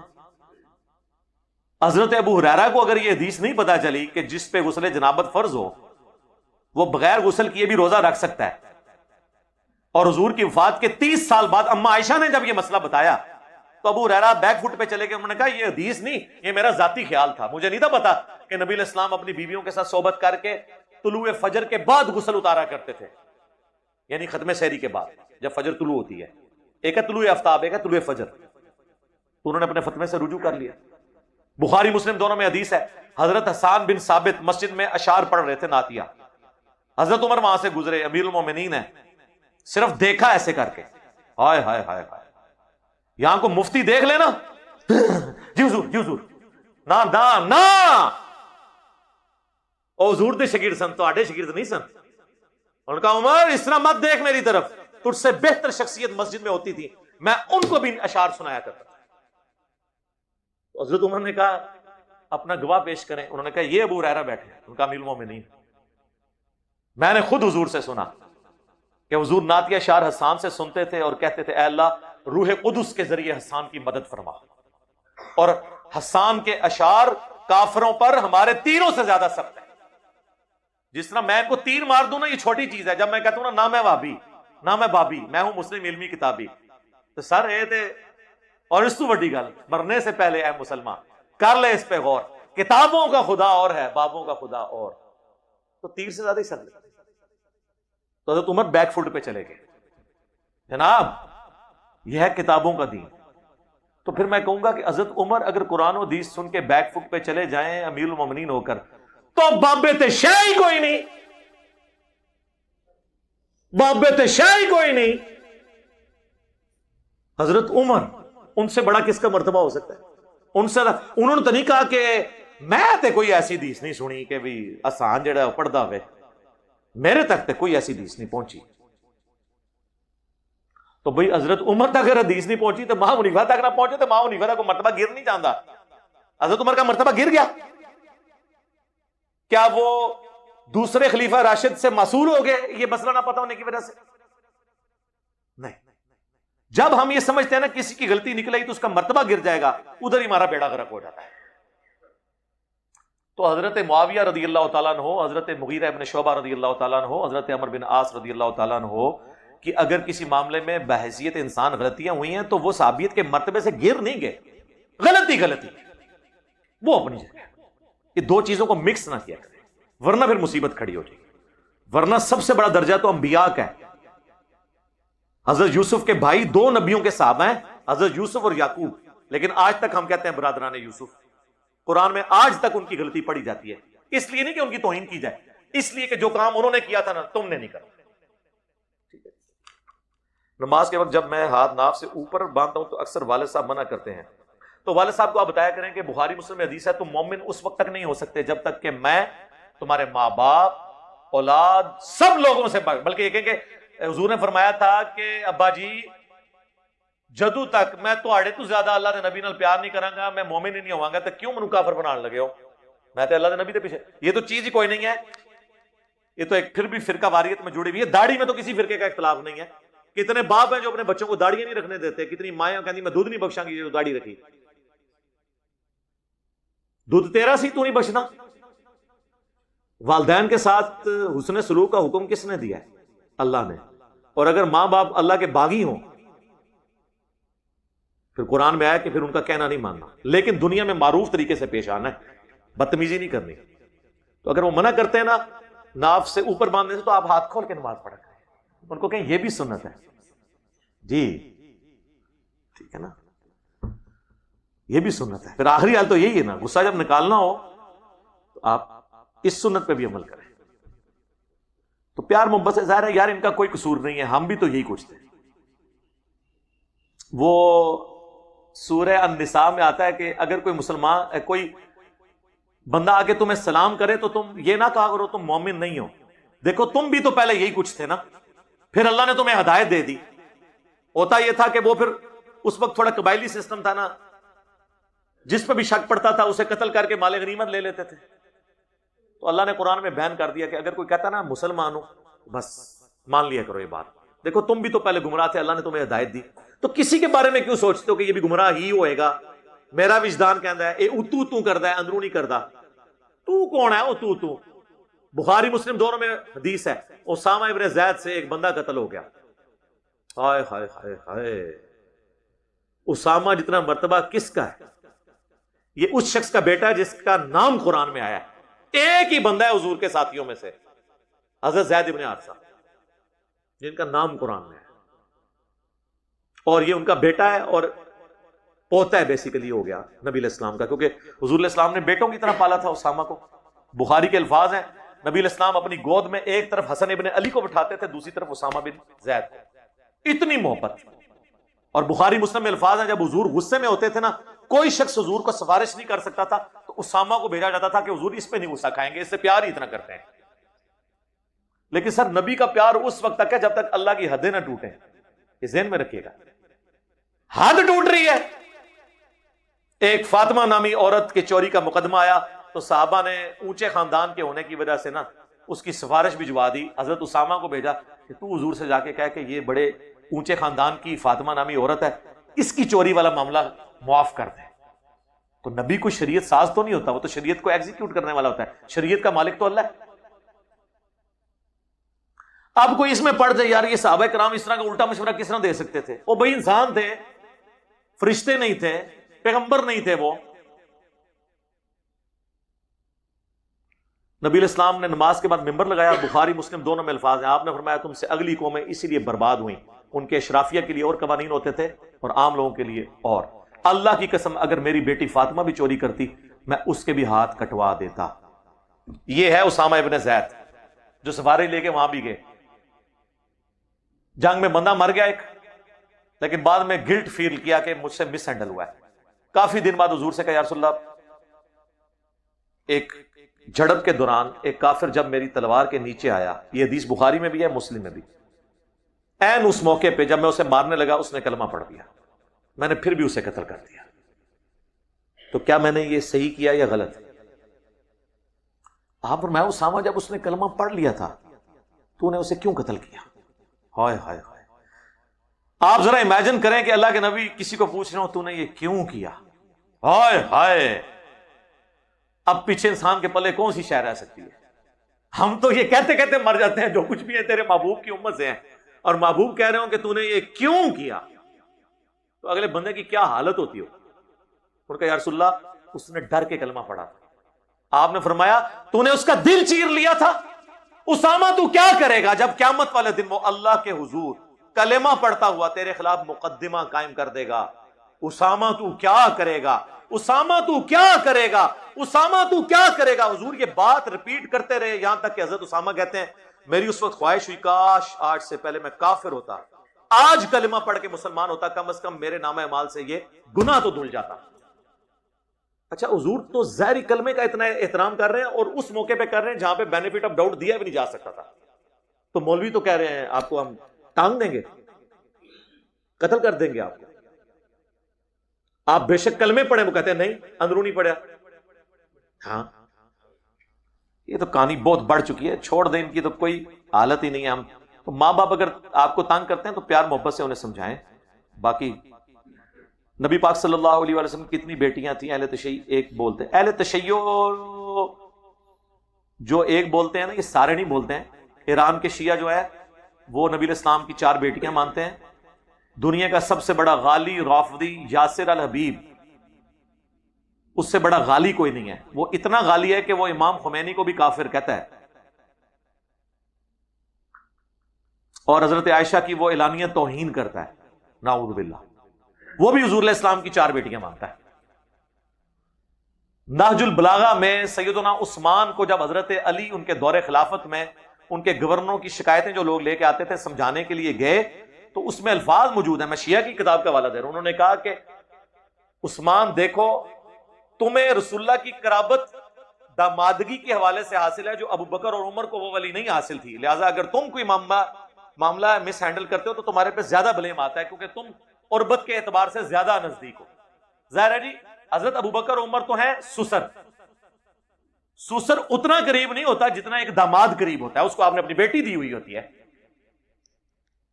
اپنی بیٹی اپنے جسم کا حصہ اسے دیا ہوتا ہے. تو حضرت علی نے حضرت عثمان کو کہا کہ آپ اگر کوئی معاملہ مس ہینڈل کریں گے، آپ کا زیادہ حق ہے کہ آپ اپنی خلافت کو صحیح طریقے سے لے کے چلیں بنسبت ابو بکر عمر کے. تو یہ تو نہج البلاغہ موجود ہے. تو 4 بیٹیوں والی بات جو ہے وہ اہل سنت کی ٹھیک ہے. باقی وہ جو ضربے تقسیمیں لگا رہے ہیں نا کہ اتنی عمر میں شادی ہوئی، پھر پہلے سال اتنی اولاد نہیں ہو، میرے بھائی یہ پہلے ساری باتیں ثابت کرو نا کہ کس کتاب میں لکھا ہے اتنی عمر میں شادی ہوئی اور اتنے سال اولاد نہیں ہوئی تو پہلی بچہ اس ٹائم پیدا ہوا. یہ ساری چیزیں بھی ثابت کرو نا. وہ تو میتھمیٹیکلی میں بھی پھر آپ کو پورا ایک شجرہ بنا کے پیش کر دوں گا، اس طرح نہیں ہے. تو یہ خام خواہ ان کی ضد ہے. باقی یہ بات ٹھیک ہے کہ فاطمہ جیسی اور کوئی بیٹی نہیں ہے. ہاں، باقی 3 بیٹیوں سے حضور کی اولاد نہیں چلی. آج کی ڈیٹ میں جو آل محمد ہیں وہ نبی علیہ السلام کی جو بیٹی سیدہ فاطمہ کی اولاد سے، اور جو اہل البیت ہیں ان میں آل عقیل، آل جعفر، آل عباس اور آل علی، یہ چاروں شامل ہیں. صحیح مسلم میں جو غدیر خم کی حدیث ہے قرآن اور اہل بیت، اس کے اینڈ پہ زید بن ارقم نے کہا یہ چاروں اہل البیت ہیں. ہر زیرو نے موت کا مزہ چکھنا ہے. میں نے سنا ہے کہ جتنے اچھے مال ہوں گے اتنا اچھا ذائقہ ہوگا. میرے بھائی ذائقہ مشکل ہی ہے جی، اس کا سیدھی سی بات ہے. ہاں جی، بخاری مسلم دونوں میں عائشہ کہتی ہیں جب سے میں نے اللہ کے نبی علیہ السلام کو موت کی تکلیف میں دیکھا ہے نا، اس کے بعد کسی شخص پہ جب موت کی تکلیف طاری ہوتی ہے تو میں اس پہ کوئی تعجب نہیں کرتی. یہ اکثر لوگ کہتے ہیں جی بڑی تکلیف کٹی ہے. جی گستاخ سی نا جی. ابھی یہ دیکھ لیں آپ، پچھلے دنوں ایک اہل حدیث مولانا تقریر کرتے ہوئے فوت ہو گئے، تو دیوبند اور اہل حدیث نے اس مسئلے کو اٹھایا جو صحابہ کی تعریف کرتے ہوئے فوت ہو گیا. سر یہ آپ کا رخ ہے نا سوچنے کا. جو آپ کے مخالفین ہیں وہ تو کہہ رہے ہیں کہ اللہ نے زبان ہی بند کر دی، جھوٹ بول رہے ہیں. ایسی سوچنے کا انداز ہے. یا انہوں نے اہل تشیع نے اپنے ذاکرین کی وہ ویڈیو چڑھا دی ہیں جو وہ مرثیے پڑھتے ہوئے وہ بھی مرے ہیں. چلو انہیں دلیل بنائی سی تے کڈو یہ جو کرنا ہے. کوئی کرائٹیریا نہیں. جنید جمشید صاحب شہید ہوئے اس میں ایئر کریش میں، بریلویوں نے کہا کتے کی موت مر گئے، جسم بھی نہیں ملا. تارا جمیل صاحب نے کہا وہ نبی علیہ السلام کے پاس پہنچ گیا. ایک کوئی بندہ جے اور دو پاسے کروڑا لوگ جے. جنید جمشید صاحب کا بڑا جنازہ ہوا، بریلویوں نے کہا جی ایک کڑی دلیل ہے. خادم رضوی صاحب کا بڑا ہوا، انہوں نے کہا جی یہ دلیل ہے. وہ تو بات کے مودودی صاحب کا جنازہ ہوا سی، اس پہ تو ٹاس ہو رہے تھے کس نے پڑھانا ہے. امام کعبہ کہہ رہا تھا میں نے پڑھانا ہے. یوسف القرداوی صاحب جو مفتی اعظم ہے قطر کے، انہوں نے پڑھایا تھا، ان کے اسٹوڈنٹ ہیں، سب سے بڑے اس وقت انٹرنیشنل سکالرز میں سے. جنازوں پہ کوئی خیر. اور ابو ذر غفاری کے جنازے میں کتنے لوگ تھے یار، لے کے آؤ کوئی بندہ ابو ذر غفاری جیسا. یہ جنازوں سے کچھ نہیں ہوتا میرے بھائی، نہ مزاروں سے ہوتا ہے. 25 انبیاء کے نام ہے قرآن میں، سوائے ہمارے محبوب صلی اللہ علیہ وآلہ وسلم کے کسی کی قبر بھی کنفرم نہیں ہے. اور 25 کے تو نام آئے ہیں. مسند احمد میں ایک حدیث ہے، اسے تلقی بالقبول حاصل ہے کہ 1,24,000 انبیاء ہیں جن میں 315 رسول ہیں. چلیں آپ ہم 1,24,000 کی بات کرتے ہیں، 315 رسولوں کی قبریں دکھا دیں سوائے محمد رسول اللہ کے صلی اللہ علیہ وسلم. اور وہ بھی اس کی میں آپ کو ریزن بتا دوں وہ کیوں قبر سلامت ہے. وہ بھی نہیں ہونی تھی، اس لیے کہ آپ کی نبوت قیامت تک کے لیے ہے. تو اللہ نے آپ کی قبر مبارک کو بھی سیو کر دیا کہ آپ کوئی پیغمبر نہیں آئے گا. یہ ریزن. ادروائز کوئی اور پیغمبر آنا ہوتا اللہ کو کوئی ضرورت نہیں تھی، کیونکہ وہ جو فوت ہو گیا وہ تو اللہ کی جنتوں میں چلا گیا. تو یہ موت کا باہر ذائقہ چکھنا ہی پڑنا ہے. اب کوئی شخص آپریشن سے گزرتا ہے، اسے تکلیف کاٹنی پڑتی ہے، لیکن ایک بندے کو اپینڈکس کی تکلیف ہے، اس کے بعد آپریشن کے کٹ کی جو تکلیف ہے وقتی طور پہ تو وہ سن کر دیتے ہیں، لیکن بعد میں دوائیاں کھاتے ہوئے اور وہ کئی ہفتوں تک وہ آپ کو چلتے ہوئے فیل ہوتا ہے، لیکن آپ ایک بڑی تکلیف سے بچتے ہیں۔ موت ایک وہ دروازہ ہے جس کے بعد ہمیشہ کی کامیابیاں کھلنے والی ہیں انشاءاللہ۔ تو وہ اللہ تعالیٰ اس تکلیف کو آسان کر دیتا ہے۔ تکلیف تو ہونی ہے جی، وہ تو آپ چھوڑ دیں، وہ تکلیف تو ہونی ہے، باقی اللہ تعالیٰ کسی کے لیے آسان کر دے مشکل، باقی اس طرح کچھ نہیں ہوتا۔ حضرت ابو عبیدہ ابن جرح، بخاری میں حدیث ہے، نبی علیہ السلام فرمایا ہر امت کا کوئی امین ہے، میری امت کا امین ابو عبیدہ ہے۔ جنگ یرموک میں حضرت عمر نے اتنا بولڈ ڈیسیژن لیا کہ این میدان جنگ میں، جبکہ خالد بن ولید سب سے مشکل جنگ میں تھے، ان کو آرمی چیف سے ہٹا کے ابو عبیدہ کو لگا دیا، یہ بتانے کے لیے کہ خالد کی وجہ سے فتوحات نہیں ہو رہی، رب خالد کی وجہ سے ہو رہی۔ لیکن موت کیسے ہوئی ہے ابو عبیدہ کی؟ طاعون کے مرض میں۔ آپ کے لیے تو یہ کہہ دینا کافی ہے نا کہ طاعون کے مرض میں مر گیا کوئی بندہ۔ طاعون کے مرض میں کیسے بندہ مرتا تھا؟ اتنے موٹے موٹے پھوڑے پیپ والے پورے جسم پہ نکلتے تھے، اتنی تکلیف سے موت ہوتی۔ ہم تو سمجھتے ہیں کہ صحابہ کرام کا اتنا مرتبہ ہے تو وہ بڑی یعنی مسکراتے ہوئے ایک بار ایسے وہ مسکراتے ہوں گے ساتھ ہی روح نکل جاتی ہوگی۔ یہ آپ کے کرائٹیریا میرے بھائی۔ حمزہ ابن عبد المطلب جو اللہ اور اس کے رسول کے شیر ہیں، ان کی لاش کا مسئلہ ہوا ہے، کان ناک کاٹے گئے، جگر تک نکال کے چبایا گیا، تو کیا ان کا مرتبہ کم ہو گیا؟ حضرت حسین ابن علی اور ان کے بچوں کی لاشیں گھوڑوں کے ٹاپوں کے نیچے روندی گئی، جسم کربلا میں پڑا ہوا ہے اور سر جو ہے وہ شام لے جایا گیا، تو ان کا مرتبہ کم ہو گیا؟ نہیں سر، یہ آپ کے کرائٹیریا، اس سے کوئی فرق نہیں پڑتا۔ فجر کی نماز کے بعد 41 مرتبہ سورہ فاتحہ پڑھ کر دم کیا جائے۔ دیکھیں 70,000 لوگوں کی فضیلت یہ بالکل جعلی اور اکثر کمزور روایتیں ہیں۔ اصل یہ ہے، آپ سنت اذکار آپ کو لیکچر کے اینڈ پہ مل جائیں گے، صبح شام کے سنت اذکار کیا ہیں، فرض نماز کے بعد سنت اذکار، ان پہ ایمفسائز کریں۔ ویسے اگر کوئی سنت اذکار سے ہٹ کے بھی کوئی ایسے اذکار کرتا ہے اپنے شوق کے طور پر جو قرآن و سنت سے ثابت ہوں، وہ الفاظ وہ جائز ہے، کوئی شرکی الفاظ نہ ہو۔ صحیح مسلم میں حدیث ہے، تم اپنے زمانے جاہلیت کے بھی دم مجھ پر پیش کرو، اگر ان میں کوئی شرکی الفاظ نہیں تو ان کو ویسے ہی کرتے رہو۔ تو آپ کو کر رہے ہیں تو یہ کرتے ہیں، بہرحال یہ باقی فضائل تو سارے اس طریقے سے بنائے ہوئے ہیں۔ کیا نماز دل میں پڑھ سکتے ہیں یا اتنی آواز میں کہ خود سنائی دے؟ دل میں نماز سے مراد اگر آپ یہ لے رہے ہیں نا کہ آپ کے کان نہ سنیں، زبان بھی نہ ہلے، تو وہ تو نماز ہوتی نہیں ہے، کیونکہ شریعت کے اندر پڑھنے سے مراد کم از کم اتنا ہے کہ وہ اپنے کان سنے، اور کان سننا یہ نہیں ہے کہ یہاں سے نکل کے سنیں، اندر سے یہ آواز۔ بعض لوگ نماز پڑھ رہے ہوتے ہیں، ساتھ والوں کو بھی آواز آ رہی ہوتی ہے، وہ غلط ہے۔ اگر کہیں پر شور ہے، موٹر چل رہی ہے، جنریٹر چل رہا ہے، آپ اندازے سے اتنی آواز سے پڑھیں کہ اگر یہ بند ہو جائے تو مجھے آواز سمجھ آ رہی ہوتی، باقی آپ، بلکہ میں تو کہتا ہوں جنریٹر موٹر چل بھی رہو تب بھی آپ کو آواز آ رہی ہوتی ہے، کیونکہ وہ اندر سے آواز جا رہی ہوتی ہے۔ جب اپنی زبان سے پڑھتے ہیں تو آپ کو فیل ہو رہی ہوتی ہے وہ آواز، اس سے کوئی آپ کو کوئی پرابلم نہیں ہوتی ہے۔ لیکن اگر زبان سے نہیں، تو جہاں پر بولنا اور پڑھنا مراد ہے وہاں زبان ضروری ہے۔ طلاق بھی دل میں نہیں ہوگی۔ کئی لوگ ادھر آئیں جی میرے دل میں بار بار خیال آتا ہے، کیا مت تک آتا ہے، طلاق نہیں اس طرح ہوگی۔ کوئی جانور ذبح کرنے لگا، دل میں اللہ کا نام لے گا؟ نہیں، زبان سے لینا ضروری ہے، اور اتنی آواز سے کہ اپنے کان سنیں۔ اگر سامنے سے گزر جائے تو نماز دوبارہ پڑھنی ہوگی؟ نہیں، نماز نہیں دوبارہ پڑھنی ہوگی۔ بخاری مسلم میں حدیث ہے، اگر کوئی تیرے سامنے سے گزرے اس حال میں کہ تو نے سترہ بھی رکھا ہو، اور وہ سترے اور تیرے درمیان سے گزرنے کی کوشش کرے، اسے روک، نہ رکے تو اس سے لڑ، وہ شیطان ہے۔ آپ چلے جائیں سعودیہ میں، آپ کسی نمازی کے آگے سے گزر کے بتائیں، واقعی پھر تو ہم لڑن گے صحیح طریقے نال تواڈے نال۔ یہ پاکستان ہی ہے جو لوگ گزر جاتے ہیں، اور اس میں نکالنا کیا آپ نے کہ 2 منٹ صبر نہیں ہوتا، اس کی نماز نہیں ٹوٹے گی۔ اگر کوئی سامنے سے گزرتا ہے، گزرنے والا گناہ گار ہوتا ہے، نماز نہیں ٹوٹے گی، لیکن نمازی بھی گناہ گار ہو سکتا ہے اگر وہ کسی راستے میں نماز پڑھ رہا ہے جو گزر گیا ہے۔ جیسے اب جمعے کے بعد کئی لوگ سنت گھر جا کے پڑھتے ہیں، یا کسی نے نہیں پڑھنی، اس کی مرضی ہے۔ آپ کا کیا کام ہے کہ جمعے کی نماز کے بعد آپ آخری صف میں سنت نیت کر کے بیٹھ جائیں؟ تنوں نہیں پتا کہ لوگوں نے باہر نکلنا ہے؟ ایسے بندے کی نماز بھی توڑوا دینی چاہیے، وہ غلط جگہ نماز پڑھ رہا ہے۔ حرم مکہ میں بھی سترے کا اہتمام ضروری ہے، لوگ وہاں نمازیوں کے آگے سے اس طرح نہیں گزر رہے ہوتے، نمازیوں کا بھی قصور ہے۔ بھائی اگر میں طواف کے جو 2 نفل پڑھ رہا ہوں وہ کوئی آلریڈی آگے کوئی بیٹھا ہوا ہے اس کے پیچھے پڑھ لوں تو کیا حرج ہے، بجائے کہ میں جدھر منہ اٹھا کے پڑھ لوں. میں تو اتنی دفعہ میری حاضری ہوئی ہے، میں نے تو کبھی کسی کو خانہ کعبہ میں بھی اپنے آگے سے نہیں گزرنے دیا، کیونکہ میں نے موقع ہی نہیں دیا. اب مطاف میں اپنی بیوی کو سامنے بٹھا لیتا تھا، کعبے کی طرف منہ کر کے بیٹھ جاتی تھی، میں پیچھے 2 نفل پڑھتا تھا، پھر میں بیٹھ جاتا تھا، وہ میرے پیچھے پڑتی، میں سترا تھا. لوگ طواف کعبہ والے سامنے سے گزر رہے ہیں، سینٹر سے ہم کسی کو نہیں گزرنے دیتے. اور ضروری ہے کہ آگے جا کے پڑھنے ہیں. مقام ابراہیم کی سیدھ میں آپ پیچھے بھی مطاف میں کسی جگہ جا کے پڑھ سکتے ہیں، دوسری منزل پہ جا کے پڑھیں. اور جو ویسے نماز کے لیے ہیں وہ کیوں ایسی جگہ پہ نماز پڑھیں کہ لوگ گزریں؟ اتنے ستون ہیں، کسی ستون کے پیچھے پڑھیں، یا ایٹ لیسٹ سامنے پانی کی کوئی بوتل رکھ لیں، ایک سترا ضرور ہو.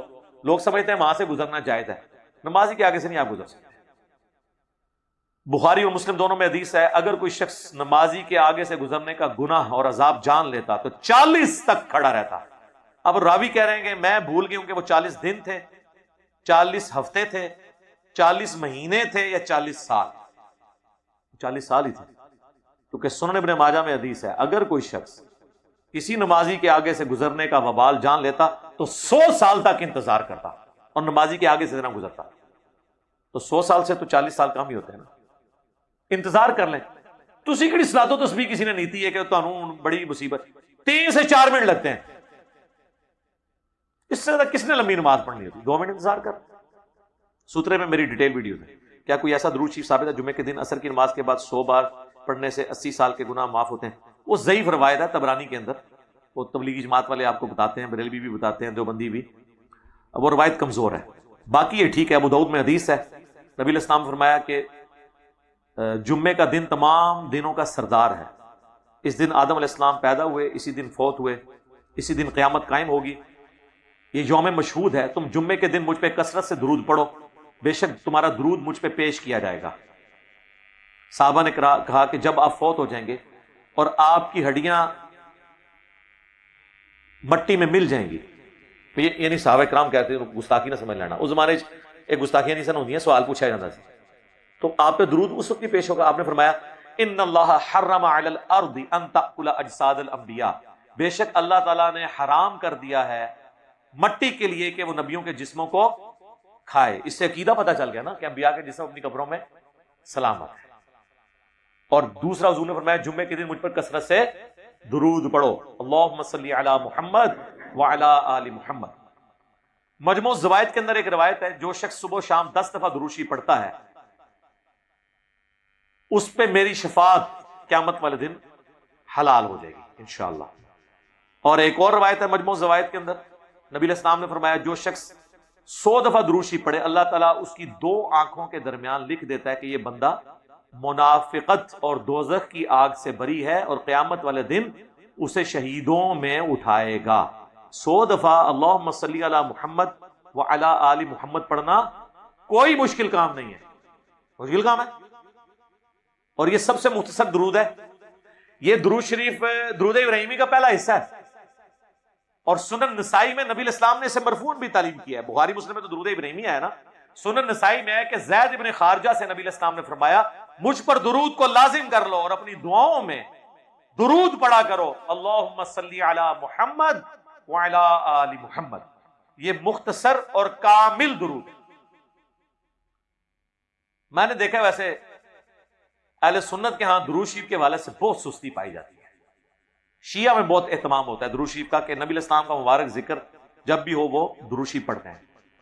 اہل سنت میں بھی جو اہل حدیث ہیں یا سعودیہ کے لوگ ہیں وہ میں نے دیکھا ہے درود شریف کا اہتمام کرتے ہیں، لیکن ان کے اندر ایک خرابی ہے، درود شریف وہ پورا نہیں پڑھتے. صلی اللہ علیہ وسلم کہتے ہیں. اچھا وہ کہتے ہیں نہیں دیکھیں نہیں قرآن میں حکم ہے نبی پر درود پڑھو، اگر کوئی وآلہ ہی نہیں پڑھتا تو درود شریف اس کا ہو جائے گا.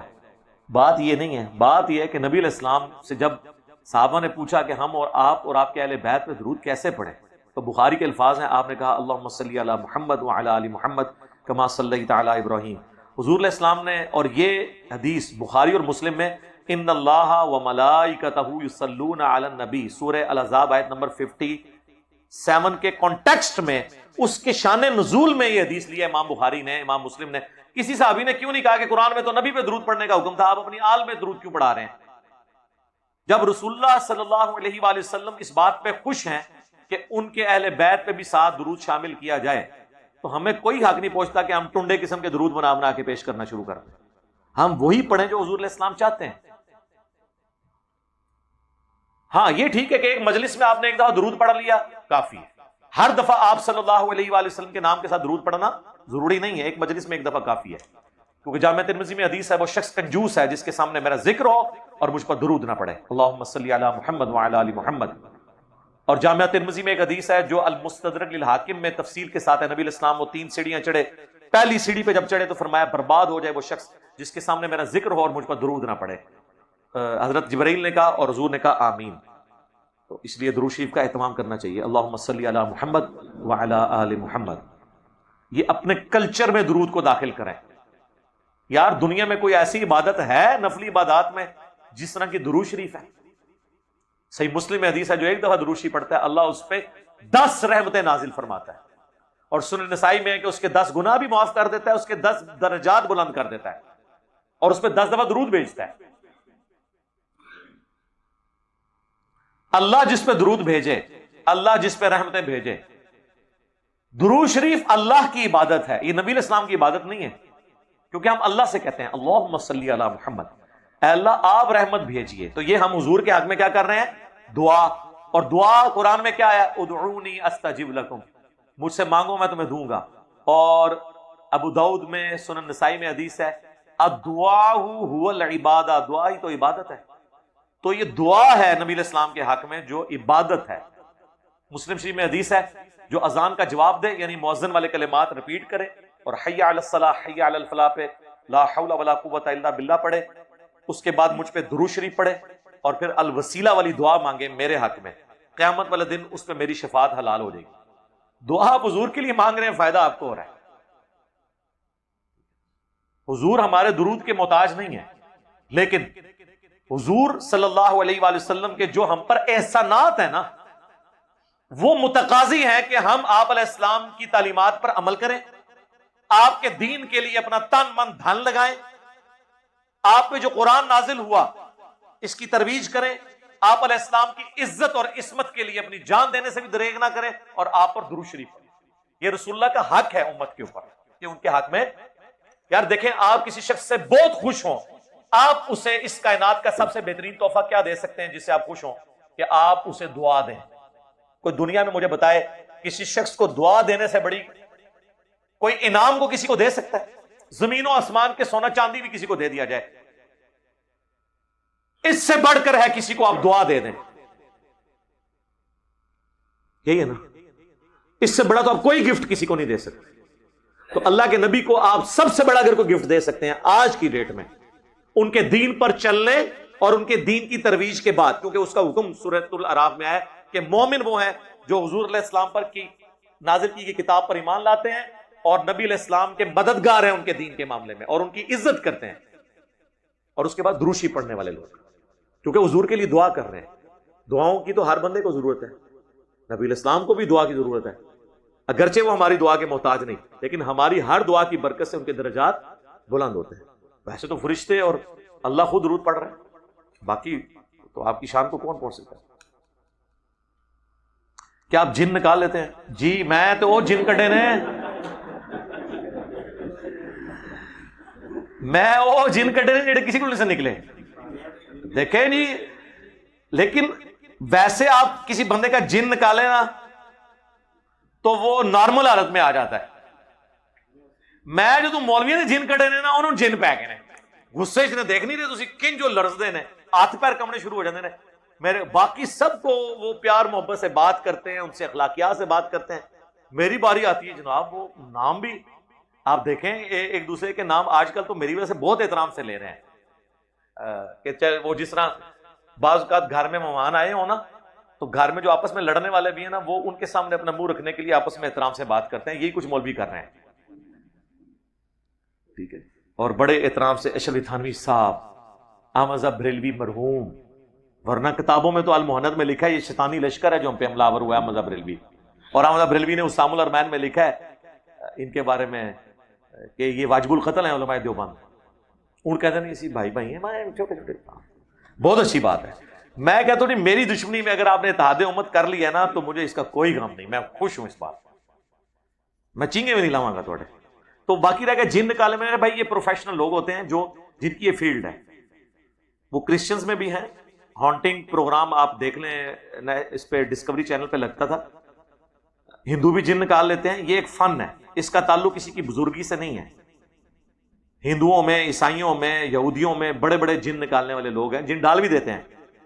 تو باقی آپ کسی ایسے صحیح العقیدہ مسلمان کے پاس جس کی یہ فیلڈ ہے جائیں، جو شرکیہ کلمات نہ کہے، آپ اسے جن نکلوائیں.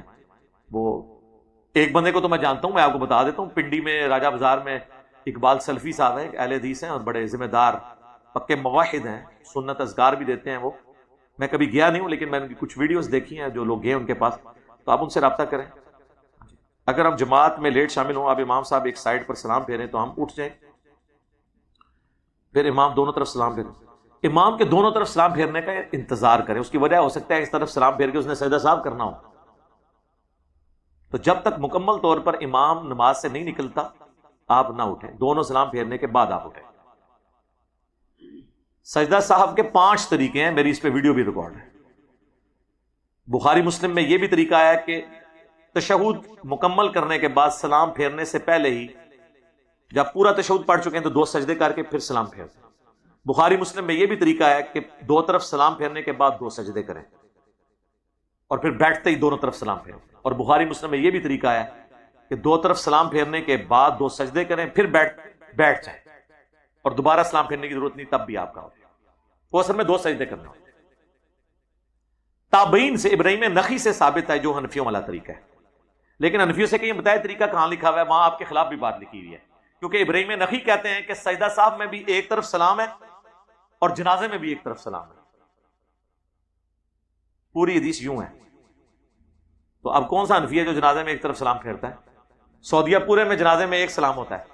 عرب سٹیٹس میں، یہاں اہل حدیث 2 طرف پھیرتے تھے، اب کافی سارے ان کو بھی سمجھ آ گئی ایک طرف پھیرتے ہیں.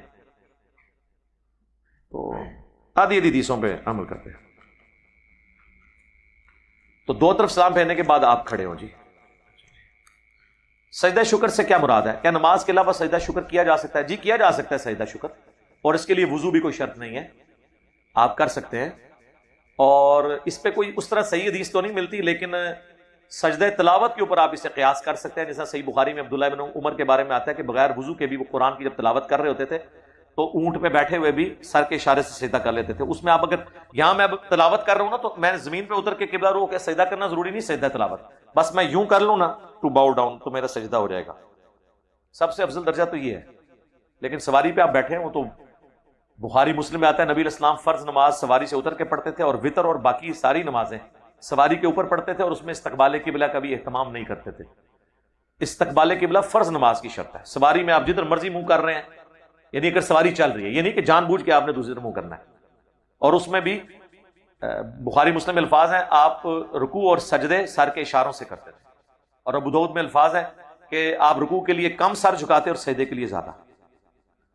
وہ آپ نے مطلب اس میں سپر مین نہیں بن جانا ایسے کر کے، وہ سامنے مسجد بنائی ہوئی ایسے کر رہے ہوتے ہیں سجدہ نہیں. جو بندہ کرسی پہ بیٹھ کے نماز پڑھا ہے نا، قیام کے بعد رکوع کیا یوں، سجدہ یوں، بس ایسے نہیں کرنا. یہ خود سے بنایا ہوا سر کے اشارے سے. لوگوں کو بیٹھ کے نماز پڑھنے کا بھی طریقہ نہیں پتا. تو عام حالت میں آپ سجدہ شکر کر سکتے ہیں، اس کے لیے وضو شرط نہیں ہے بشرطے کہ آپ حنفی نہ ہوں، ورنہ آپ کا نکاح بھی ٹوٹ گیا، آپ کا ایمان بھی گیا. جی ان کے نزدیک سجدہ شکر میں بھی وضو شرط ہے، اور بغیر وضو کے نماز پڑھنا یا سجدہ کرنا اللہ کی توہین ہے اور یہ کفر ہے. اس سے بیعت بھی ٹوٹ جائے گی، اس سے نکاح بھی ٹوٹ جائے گا، یہ مصیبت ہی پہ گئی. سجدہ شکر کے کیتا عذاب ہی پہ گیا. تو میری ایک ویڈیو چڑھی تھی، کیا پاکستانی کرکٹ ٹیم کے نکاح ٹوٹ چکے ہیں؟ جی ٹوٹ چکے ہیں، جو حنفی ہیں ان کے. یا پھر ان مولویوں سے پوچھیں مسئلہ آپ نے کہاں سے نکالا ہے. ہم بخاری سے ثابت کرتے ہیں کہ بغیر وضو کے آپ سجدہ تلاوت بھی کر سکتے ہیں، سجدہ شکر بھی کر سکتے ہیں، نماز نہیں پڑھ سکتے. سنن ابی داؤد میں مولا علی کا قول ہے کہ رسول اللہ کو قرآن پڑھنے سے بھی کوئی حالت مانے نہیں ہوتی تھی سوائے جنابت کے. آپ بغیر وضو کے قرآن بھی پڑھتے تھے. بخاری مسلم میں حدیث ہے، اما عائشہ کہتی ہے میں حیض کی حالت میں ہوتی تھی اور حضور نے اپنا سر مبارک میری گود میں رکھا ہوتا تھا اور آپ قرآن پڑھ رہے ہوتے تھے. یہ وہ کیوں بتا رہی ہیں کہ ضرورت سے زیادہ پابندیاں نہ لگائیں. کتنی پابندیاں انہوں نے لگائی ہیں یار، توبہ توبہ توبہ. کہتے نہیں قرآن کہ مولوی گرم اس واسطے انہوں نے کہ ذکر ہی بڑا گرم پڑھ دینا. یہ کتنے مولویوں کی باقاعدہ یعنی انہوں نے بات کی ہے کہ یار یہ جو مفتیوں کی ویڈیو لیک ہو رہی ہے نا وہ پڑھائی بڑی گرم کرتے ہیں. استغفر اللہ، یار یہ آپ توہین کر رہے ہیں اس پڑھائی کی. پڑھائی گرم کر دینا. ان کو پتا ہونا ہے کہ پکڑے جائیں گے تو ساری ان کی گرمی نکل جائے. وہ غریب غریب بچے وہاں پڑھ رہے ہوتے ہیں جن کے ماں باپ 2 وقت کی روٹی نہیں ان کو کھلا سکتے، وہ بےچارے چھوڑ جاتے ہیں اور انہوں نے اپنا کام اٹھا کے رکھا ہوتا ہے. اللہ ان کو ہدایت دے. کیا بیوہ عدت اور سوگ کے دوران اپنا سابقہ شوہر متوفی کی قبر پر جا سکتی؟ کیوں نہ جائے جی، جا سکتی ہے لیکن عدت گزارنے کے بعد. اس لیے کہ وہ سابقہ نہیں ہے اس کا، وہ شوہر ہی ہے. وہ کہتے ہیں نکاح ہی ٹوٹ گیا ہے. نکاح نہیں ٹوٹا جب تک وہ نیا نکاح نہیں کر لیتی، وہ اسی کی بیوہ شمار ہوگی نا، اسی کی عورت شمار ہوگی. سوگ جو ہے نا جی، اس کے لیے آپ نے گھر سے باہر نہیں نکلنا، الا یہ کہ کسی کو بیماری ہو جائے، کوئی کسی خوشی کی ایکٹیویٹی میں، کسی غمی کی ایکٹیویٹی میں اس عورت نے 4 مہینے 10 دن نہیں نکلنے، الا یہ کہ صحیح بخاری میں آتا ہے، قرآن میں بھی ذکر موجود ہے اس کا، کہ جو عورت پریگننٹ تھی اور وضع حمل ہو گیا تو اب وہ عورت کی عدت ختم ہو گئی، چاہے اسی دن ہو جائے جس دن وہ بیوہ ہوئی ہے یا مطلقہ ہوئی ہے. لیکن ظاہر ہے وہ اپنے 40 دن تو وہ رکے گی نا نکاح سے. تو باقی سوگ کے دوران عورت نہیں نکل سکتی. بعض لوگ کہتے ہیں جی بوڑھی عورت ہے، جی بوڑھی چھوڑ کے جو مرضی ہے، یہ شریعت کا حکم ہے 4 مہینے 10 دن وہ اس نے سوگ پورا کرنا ہے، گھر میں رہنا ہے. ہاں اگر وہ عورت کسی ایسی جگہ پہ اس کی کوئی دیکھ بھال والا نہیں ہے تو کوئی بیٹی یا اس کا بیٹا اس کو دوسرے گھر میں شفٹ کرنا چاہتا ہے، وہاں اپنی عدت پوری کرے، ٹھیک ہے، لے جائے اسے. بیمار ہو جائے ڈاکٹر کے پاس لے جائے. شادی میں نہیں شریک ہو سکتی، کسی قبر پہ نہیں جا سکتی، گھر بیٹھ کے دعا کرے. قبر پہ جانے سے کیا ہوگا، گھر بیٹھ کے دعا کرے. جب آپ کی عدت پوری ہو تو آپ پھر بے شک چلے جائیں. قبر پہ جانا بھی تو اللہ کا حکم ہے نا. صحیح مسلم میں حدیث ہے قبروں پہ جاؤ تاکہ آخرت کی یاد ہے. تو اللہ کا ایک حکم توڑ کے دوسرے حکم کی طرف تو نہیں جا سکتے. عورت بھی قبر پہ جائے گی. اما عائشہ کی حدیث ہے صحیح مسلم میں، اللہ کے نبی اگر میں قبرستان جاؤں تو میں کون سی دعا کروں؟ تو آپ نے پھر وہ دعا تعلیم کی، السلام علیکم اہل الدیار من المؤمنین والمسلمین. بیوہ عورت عدت اور سوگ کے بعد آزاد ہے، نیا نکاح کر سکتی ہے؟ ہاں جی آزاد ہے جی، کرے. اگر یہ معاشرہ اس کو اجازت دے رہا ہو. معاشرہ پیچھے پڑ جاتا ہے. ایسے ظالم لوگ ہیں اور اس طرح کی باتیں بنانا شروع کر دیتے ہیں. ہمارے عرب کے کلچر میں ایسا نہیں ہے. آپ حیران ہوں گے کہ عرب ملکوں میں 50-60 سال کی عورت بھی بیوہ ہونا، عدت گزارتے اس کے رشتے آنے شروع ہو جاتے ہیں جی. اور تنگ آ کے اس کے شادی شدہ بچوں کو بھی اپنی ماں کی شادی کرنی پڑ جاتی ہے. اتنے رشتے آتے ہو کہتے ہیں یار چلو ٹھیک ہے. اور یہ اچھی چیز ہے. عورت خامند کے ساتھ ہی محسنہ ہے، ایک قلعے میں حصار میں بند ہے. اگر بیوی کے ذمہ شوہر کا کھانا پکانا نہیں ہے تو شوہر شادی کے بعد اس کے انتظامات کیسے کرے گا؟ اس کے بارے میں نے ویڈیو میں ریکارڈ کرایا کہ نان و نفقہ دینا آپ کی ذمہ داری ہے، لیکن آپ بھی اپنی روٹین سے ہٹ کے کچھ اس کے لیے کر رہے ہوتے ہیں، اس کے عوض وہ بھی کرے گی. چلیں آپ کو بتا دیں، اگر آپ کی بیوی نہیں مان رہی نا اور آپ کو وہ کہہ رہی ہے جی علی بھائی نے ویڈیو میں کہا ہے کہ بیویوں کی کوئی ذمہ داری نہیں ہے کھانے کی بلکہ خامدوں کی ہے، تو علی بھائی نے آدھی بات نہیں کی تھی. میں نے اپنے ویڈیو میں کہا تھا کئی ایک ذمہ داریاں پھر خامند کی بھی نہیں ہے جو وہ پوری کر رہا ہے، وہ بھی پھر نہیں کرے گا. مثلا اگر بیوی کہتی ہے کہ نانو نفقہ، تو اس سے مراد ہے جو اس کا سٹیٹس ہے. بیوی اگر آج کہتی ہے جی میں آج KFC کھانا ہے تو خامند پہ کوئی واجب نہیں ہے جی. یا مجھے فلاں جو ہے وہ 2 بالیاں اور 1 لاکٹ گفٹ کرو سونے کا، کوئی واجب نہیں ہے. یہ نانو نفقے میں نہیں آتا. نانو نفقے میں کپڑے، 2 وقت کا وہ کھانا جو وہ خود کھاتا ہے. ایک بندہ خود ہی KFC نہیں کھاتا تھا، کیوں کھوائے؟ تو تو پہلے دیکھنا سی نا کہ میں کس کف میں شادی کر رہی ہوں. اور چھت تو کتنا کچھ وہ اپنی بیوی کو فالتو دے رہا ہوتا ہے. موٹر سائیکل پہ لے کے اسے گھماتے رہنا ہر وقت، یہ تو کوئی نانو نفقے میں نہیں آتا. ہاں یہ ہے کہ اس کو کبھی اس کے ماں باپ کو ملوانے کے لیے لے گئے یا ڈاکٹر کے پاس لے گئے، وہ تو ٹھیک ہے، لیکن سیر کرانا تو کوئی اس پہ واجب نہیں تھا. تو یہ اپنی روٹین سے ہٹ کے وہ بھی تو کر رہا ہوتا ہے نا. تو بیوی بھی اگر اپنی روٹین سے ہٹ کے اس کے کپڑے دھو دیتی ہے یا اسے کھانا پکا دیتی ہے تو کوئی حرج نہیں ہے. اور اسی پہ پورا دین کا سسٹم چل رہا ہوتا ہے. یہ انڈکلیئرڈ اخلاقی بیریئر ہوتے ہیں. اور پھر ان کو بتائیں کہ آئیڈیل ترین بیویاں صحابیات تھی نا, تو مجھے بتائیں جو بخاری مسلم میں حدیث ہے, سیدنا علی نے سیدہ فاطمہ کو جو حضور کے پاس بھیجا تھا ایک غلام خدمت کے لیے مانگنے کے لیے, اس میں کیا الفاظ ہیں کہ فاطمہ جو ہے وہ اپنے ہاتھوں سے چکی پیستی تھی, گھر کی صفائی خود کرتی تھی, اسی طریقے سے سامان اٹھا کے لاتی تھی, ان کے جسم پہ نشان پڑ گئے ہوئے تھے. تو انہوں نے تو مولا علی سے نہیں کہا کہ یہ میری ذمہ داری نہیں ہے. میاں بیوی مل کے ایک سسٹم کو سپورٹ کر رہے ہوتے ہیں. ٹھیک ہے جی. تو یہ بغاوت والی عورتیں جو ہے نا وہ معاشرے میں سروائیو نہیں کرتی ہیں. کچھ چیزیں اخلاقی بیریئر ہیں جن کو اللہ نے اخلاقیات پہ چھوڑا. ہاں یہ یاد رکھیے گا, کف کے اعتبار سے شادی اسی جگہ کرنی چاہیے جو آپ نبھا سکتے ہیں. ایک غریب آدمی کا کوئی کام نہیں ہے کہ ایک ایسے امیر آدمی کے گھر شادی کر لے کہ جس کی بچی پوری زندگی گرمیوں میں اے سی کے بغیر نہیں سوئی ہے اور لا کے اسے اپنے دھڑبے میں پھینک دے. نہ, غلط ہے. سنن ابن ماجہ میں حدیث ہے اپنے ہم پلہ لوگوں میں شادی کرو. یہ کوئی کام نہیں بنتا. تو یہ بڑی احتیاط سے معاملات کو لے کے چلو. آپ کی عزت ویسے کرنی والی ویڈیو دیکھی, مگر اس میں آپ نے ویسے کرنی کا مدینے کی جانب 2 دفعہ سفر کا ذکر نہیں کیا. تو ٹھیک ہے, ہو سکتا ہے ہوا ہو سکتا ہے نہیں ہوا. تو وہ تو میں نے ایک چھوٹے سے کلپ کے اندر جو ان کی زندگی کا میسج تھا اور ان کے ساتھ جو سلسلہ اویسیہ جوڑا ہوا تھا اس کو میں نے ایڈریس کیا, اور جو صحیح الاسناد احادیث تھی مسلم شریف میں 4 اس کو ایڈریس کرنا مقصد تھا. حدیث بیان کرتے ہوئے کچھ ٹرمز استعمال کرتے ہیں جیسا کہ مدلس وغیرہ, اس کو بھی ایکسپلین کریں. ہر بار تو نہیں ظاہر ایکسپلین ہو سکتا, کچھ بیسک ٹرمنالوجیز تو آپ کو پتا ہونی چاہیے, اور اگر آپ کو نہیں پتا ہے تو میری ویڈیوز دیکھ لیں, اس میں نے اس کو ایکسپلین کیا ہے مسئلہ 36 کے اندر. اور ایک ریسرچ پیپر ہے, ریسرچ پیپر نمبر 10 کے نام سے, اس میں یہ ساری اصطلاحات ہیں. اجتہاد کیا ہوتا ہے, اجماع کیا ہوتا ہے, اسی طریقے سے مدلس کیا ہوتا ہے, صحیحین کسے کہتے ہیں, سنن اربع کون سی ہیں. تو یہ تو بیسک ٹرمز تو آنی چاہیے نا, تو پھر وہ چیزیں سب تو میں نے ایک ویڈیوز میں سے ایکسپلین کیا ہوا ہے. تعزیت کے موقع پر جو ہاتھ اٹھا کر دعا کی جاتی ہے اس کی شرعی حیثیت, یہ دعا تو کو نہیں کہتے, وہ تو فاتحہ پڑھتے ہیں, اس کی تو کوئی شرعی حیثیت نہیں ہے. ایک دفعہ سورہ فاتحہ پڑھ کے 3 دفعہ سورہ اخلاص پڑھ کے وہ اصالہ ثواب کر رہے تھے, اس کی کوئی حیثیت نہیں ہے. ویسے کسی میت کی قبر پہ جا کے یا اس کے گھر جا کے ہاتھ اٹھا کے دعا کرنا جائز ہے, کوئی مسئلہ نہیں اس کے اندر. آپ دعائے مغفرت کریں اس کے لیے, جو بخاری مسلم میں حدیث ہے. ابو عامر جب فوت ہوئے تو نبی الاسلام نے ہاتھ اٹھا کے ان کے لیے دعا کی, اے اللہ ابو عامر کو بخش دے اور انہیں کثیر مخلوق پر فضیلت عطا فرما. اور باقی ایک دعا تو ہو جاتی ہے نا, اللہم اغفر لحینا و میتنا, جنازے کے اندر بھی جو جامع ترمذی اور ابو داؤد میں یہ دعا موجود ہے جنازے کی. اور ابو داؤد میں حدیث ہے جب بھائی کو دفنا چکو تو اس کی قبر پہ جا کے اس کے قبر کے سوالات کی استقامت کے لیے دعا کرو, وہ بھی دعا موجود ہے. اور عام حالت میں بھی آپ قبرستان جاتے ہیں تو مسلم شریف میں جو دعا ہے السلام علیکم اہل الدیار من المؤمنین, اور ویسے نماز کے اندر بھی آپ دعا مانگیں.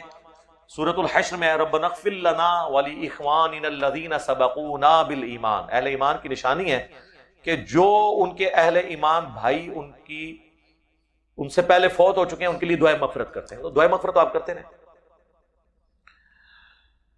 علی بھائی ایک بھائی معترض تھے کہ آپ مولانا اسحاق مرحوم کو بہت کوٹ کرتے ہیں لیکن ان کے دروس کو اپنے پیج پر اپلوڈ نہیں کرتے. کیا ہے میرے بھائی, کیوں نہیں کرتے, کرتے ہیں.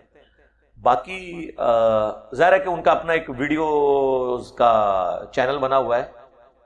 مولانا اسحاق صاحب کو بڑے لیول پہ پروموشن ہماری ویڈیوز کی وجہ سے ملی. شروع میں ہماری پروموشن مولانا اسحاق صاحب کے چینل پہ ایک ویڈیو میری چڑھی تھی 2011 میں, حسینیت اور یزیدیت کا تحقیقی جائزہ, اس سے ہوئی. مولانا اسحاق صاحب کی وفات کے اوپر بمشکل 25-30 ہزار ان کے سبسکرائبر تھے, اب ان کے 1 لاکھ سے زیادہ ہو چکے ہیں. تو باقی چونکہ ان کا اپنا چینل موجود ہے اور ظاہر ہے کہ وہ ریگولرلی ویڈیوز اپلوڈ کرتے ہیں مولانا اسحاق اردو کے نام سے, اس کو آپ سبسکرائب کریں, بڑی ترتیب سے اس پہ کرتے ہیں. ہمیں جب ضرورت پڑتی ہے تو ہم ان کے کلپس, ابھی پچھلے دنوں میری ایک ویڈیو اپلوڈ ہوئی ہے خلیفۃ الرسول کون ہے, سیدنا ابوبکر یا سیدنا علی, اس میں باقاعدہ ہم نے 8-9 منٹ کا جو میرا ان کے ساتھ انٹرویو تھا, جو میں نے ان سے 40 سوال کیے تھے 23 مارچ 2012 کو 40 کوسچنز ود مولانا اسحاق, اس کا کلپ باقاعدہ ڈالا ہے. تو ہم کوشش کرتے ہیں, لیکن ظاہر ہے چونکہ ان کے رائٹس ان کے پاس ہیں اور وہ اپنا ایک چینل آدھا سے رن کر رہے ہیں ان کے اسٹوڈنٹس, اس لیے. باقی تو اور کوئی مسئلہ نہیں ہے. اس میں پھر آپ کو پتا ہے نا کسی کا دماغ پھرتے ہوئے دیر نہیں لگتی. مفتی حنیف قریشی صاحب مجھے بتانے لگے ان کے سبسکرائبر 5 لاکھ سے زیادہ تھے آج سے 3-4 سال پہلے.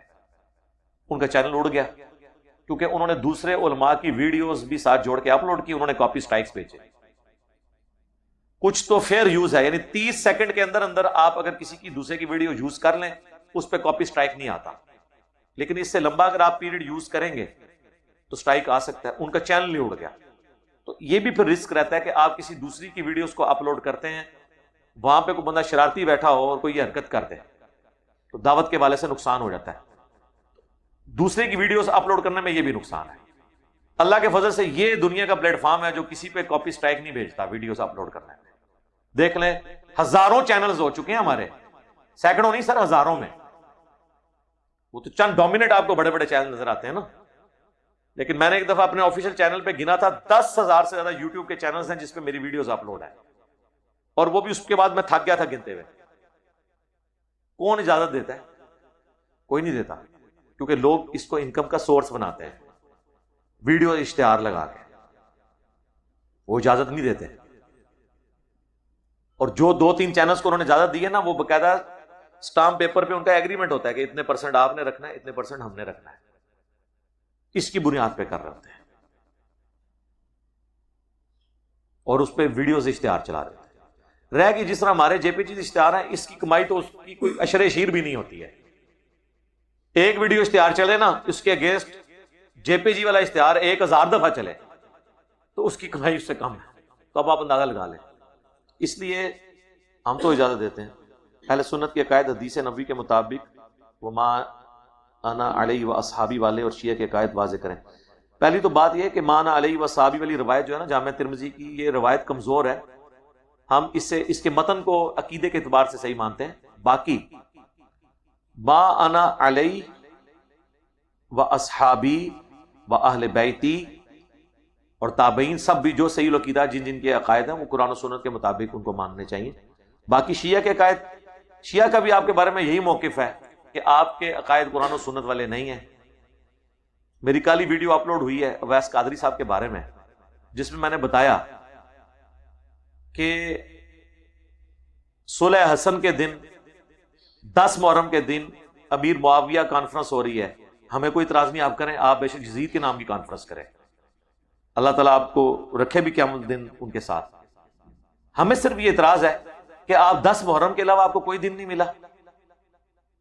10 محرم کے دن آپ اہل بیت کا ذکر نہیں کرنے کے لیے تیار. ہمیں اس سے اختلاف ہے. آپ نے یکم محرم کے حضرت عمر کے جلوس شروع کیے دیوبندیوں نے, کریں جی. اگر 10 محرم پہ حضرت حسین کا جلوس نکالنے کی شیعہ کو اجازت ہے, ٹھیک ہے, سنیوں کو بھی اجازت ہے, نکالیں. لیکن پھر ہم آپ سے سوال کریں گے کہ کیا حضرت عمر کا مرتبہ رسول اللہ سے زیادہ ہے؟ 12 ربیع الاول کا جلوس تو آپ کے نزدیک بدعت ہو, کروڑوں عمر رسول اللہ کے اوپر قربان. رسول اللہ صلی اللہ علیہ وسلم کا 12 ربیع الاول کا جلوس تو کہیں بدعت, جو خوشی کا موقع ہے. اور حضرت عمر کی شہادت کے غم میں صرف شیعہ کو جیلسی فیکٹر کی وجہ سے آپ حضرت عمر کا دن منائیں, اور وہ بھی غلط دن, یکم محرم نہیں ہے, 26 ذوالحجہ ہے.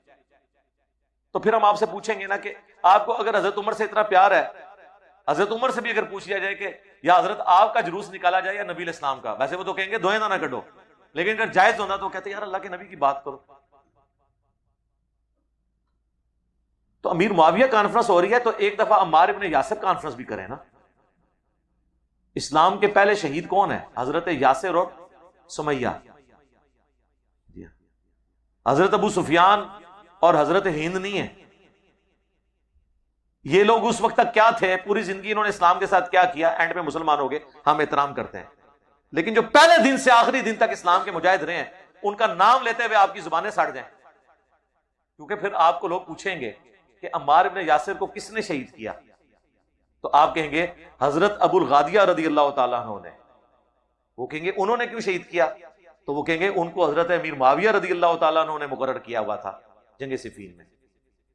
تو پھر وہ آگے پوچھیں گے اچھا یار مارنے والا بھی رضی اللہ عنہ ہو, مرنے والا بھی رضی اللہ عنہ ہو, مروانے والا بھی رضی اللہ عنہ ہو, تو میں کتنے کھلواں؟ تو اسی کو کہ سارے ٹھیک. وہ کہیں گے یار سمجھ نہیں آ رہی. وہ پھر میرے پاس آئیں گے تو میں کہوں گا جی بخاری مسلم دونوں میں حدیث ہے, عمار کو ایک باغی جماعت قتل کرے گی, عمار اللہ اور جنت کی طرف بلا رہا ہوگا، وہ جماعت دوزخ کی طرف بلا رہی ہوگی، تو عمار کا ساتھی بن، مسئلہ حل۔ اور یہ میرا مقدمہ آپ گوروں کی عدالت میں لے جائیں، وہ بھی فیصلہ کر دیں گے۔ یہ ہو نہیں سکتا کہ مارنے والا اور مرنے والا دونوں کو آپ ایک پلڑے میں رکھ رہے ہیں، نہ نہ نہ، یہ ہو نہیں سکتا، ٹھیک ہے؟ تو مرضی کے سب لوگوں نے پکڑے ہوئے ہیں۔ ہم حکومت کو ٹیکس دے کر براہ راست کیسے جہاد میں شامل ہیں؟ شامل ہے نا جی، میں نے بتایا جو ہے جہاد، حضرت عثمان نے کوئی جنگی کارنامہ کر کے جنت کمائی تھی، یا جہاد کے لیے پیسے دے کے سونے کے کوائن اور سکے اور اونٹ دے کے جنت کمائی تھی غزوہ تبوک کے موقع پر؟ مال دے کے۔ ہر بندے نے ڈیفرنٹ کنٹریبیوٹ کرنا ہے۔ حضرت علی اپنی طاقت سے کنٹریبیوٹ کرتے تھے، مال ان کے پاس نہیں تھا، وہ تو فقیر تھے، درویش تھے میری طرح، بلکہ میں ان کی طرح۔ انہوں نے کہاں سے دینے تھے؟ ان کے پاس اللہ نے دوسری کوالٹی دی ہوئی تھی۔ تو جس کے پاس جو کوالٹی ہے وہ کنٹریبیوٹ کرے۔ السلام علیکم وعلیکم السلام۔ مختار مسعود صاحب نے آپ کو ویڈیو میں کہا ہے کہ وہ آپ کے سوال کا جواب دیں گے، لیکن آپ نے انہیں ان کے مرضی کا سوال۔ یار یہ تو میں کر چکا ہوں نا، وہ تو ان کی ویڈیو لیک ہوئی ہے کہ میں سچی مچی کہہ رہا ہوں کہ میں پہنچ جاؤں، تو اس کا مطلب ہے خود ہی رکے، میں جھوٹی موٹی وہ کہہ رہے تھے آؤ سرکار آؤ صحیح ایک بار۔ ویسے تو اب انہوں نے ان آفیشیلی میں کنوے کر دیا کہ میں نے نہیں آنا۔ اگر آپ کہتے ہیں کہ اصول پہ بات ہوگی، تو انہوں نے یہ کہا تھا کہ میں آپ کے سوال کروں۔ اصول پہ بات، اصول میں نے کہا تھا عقیدہ، اصول پنجابی والا نہیں ہے، اصول ہے عقیدہ۔ اور اس کا میں نے بار بار بریف کیا کہ قادیانی اگر مجھے کہیں گے نا کہ ہم رفع الاجدین پہ بات کریں گے، تو میں ان سے نہیں کروں گا، میں انہیں کہوں گا تم بغیر رفع الاجدین کے مر جاؤ، انفی مر جاؤ۔ جب تک تم ختم نبوت نہیں مانتے ہو ہم آگے نہیں چلیں گے، کیونکہ ہمارا بنیادی اختلاف ختم نبوت ہے۔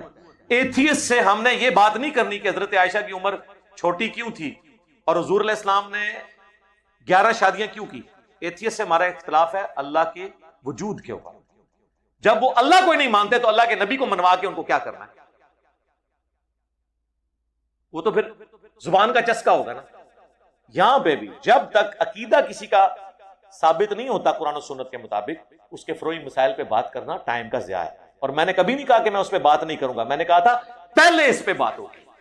تو پہلے جو موسم والی ملاقات تھی وہ عقیدے پہ رکھ لیں، اگلی جو ملاقات ہے فروعی مسائل پہ رکھ لیں گے، آ جائیں۔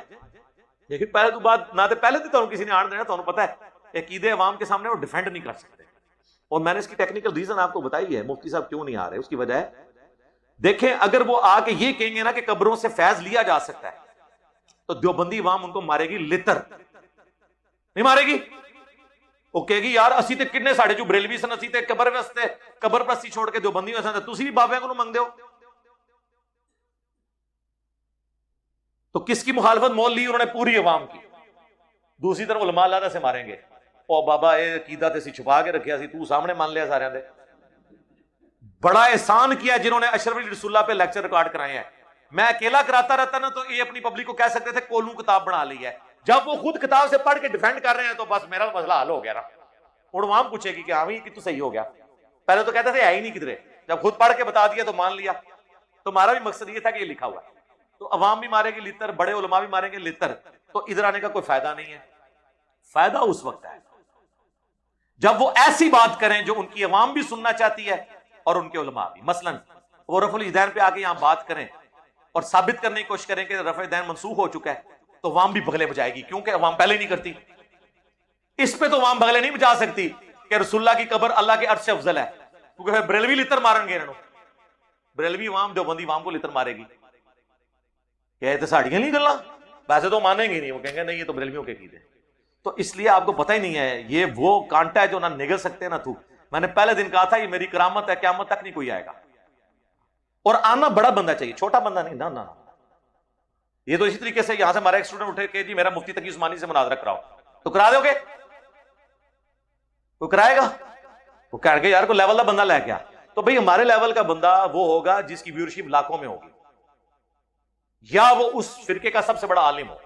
چھوٹے سے تو ہم نے بات نہیں کرنی، ہمیں ضرورت ہی نہیں ہے بات کرنے کی، خود بھی تو آپ اس اصول پہ نہیں چلتے۔ تو اس لیے قرآن میں نبی کی بیویوں کے لیے اہل بیت کا لفظ بولا کہ جبکہ زید ابن ارقم کے مطابق حضور کی ازواج اہل بیت میں شامل نہیں۔ دونوں باتیں اپنی جگہ درست ہیں، اور زید ابن ارقم نے جو اس میں دو طرق ہیں۔ ایک طریق میں حضرت زید ابن ارقم نے کہا تھا کہ حضور کی بیویاں بھی اہل بیت ہیں، لیکن وہ اہل بیت اور ہیں، غدیر خم والے جو اہل بیت ہیں وہ حضور کے دو شریک رشتے کے لوگ ہیں. وہ دوسری حدیث میں ہے کہ یہاں پر اہل بیت سے مراد نبی علیہ السلام کے خاندان کے لوگ ہیں جن پہ صدقہ قیامت تک کے لیے حرام ہے، جو آپ کی نسل ہے. پھر اس میں انہوں نے ریزن دی تھی کہ بیوی اس لیے اس اعتبار سے اہل بیت نہیں ہے کہ بیوی کو اگر خامن طلاق دے دے تو وہ اپنے خاندان میں واپس چلی جاتی ہے، وہاں تو نہیں رہتی. لیکن اگر کوئی بیٹا اس کو اس کا باپ آگ بھی کر دے تب بھی وہ بیٹا ہی رہتا ہے، اہل البیت میں شمار ہوتا ہے. تو اس اعتبار سے تو دونوں باتیں اپنی جگہ درست ہیں. غدیر قوم والے اہل البیت اور ہیں، قرآن والے اہل البیت اور ہیں، دونوں ہی اہل البیت ہیں. حضور کی بیویاں بھی اہل البیت ہیں، حضور علیہ السلام کی بیٹیاں بھی اہل البیت ہیں، اور پانچ تن پاک والا جو کنسپٹ ہے وہ بھی بالکل درست ہے. اس پہ میری کئی ایک ویڈیوز ہیں.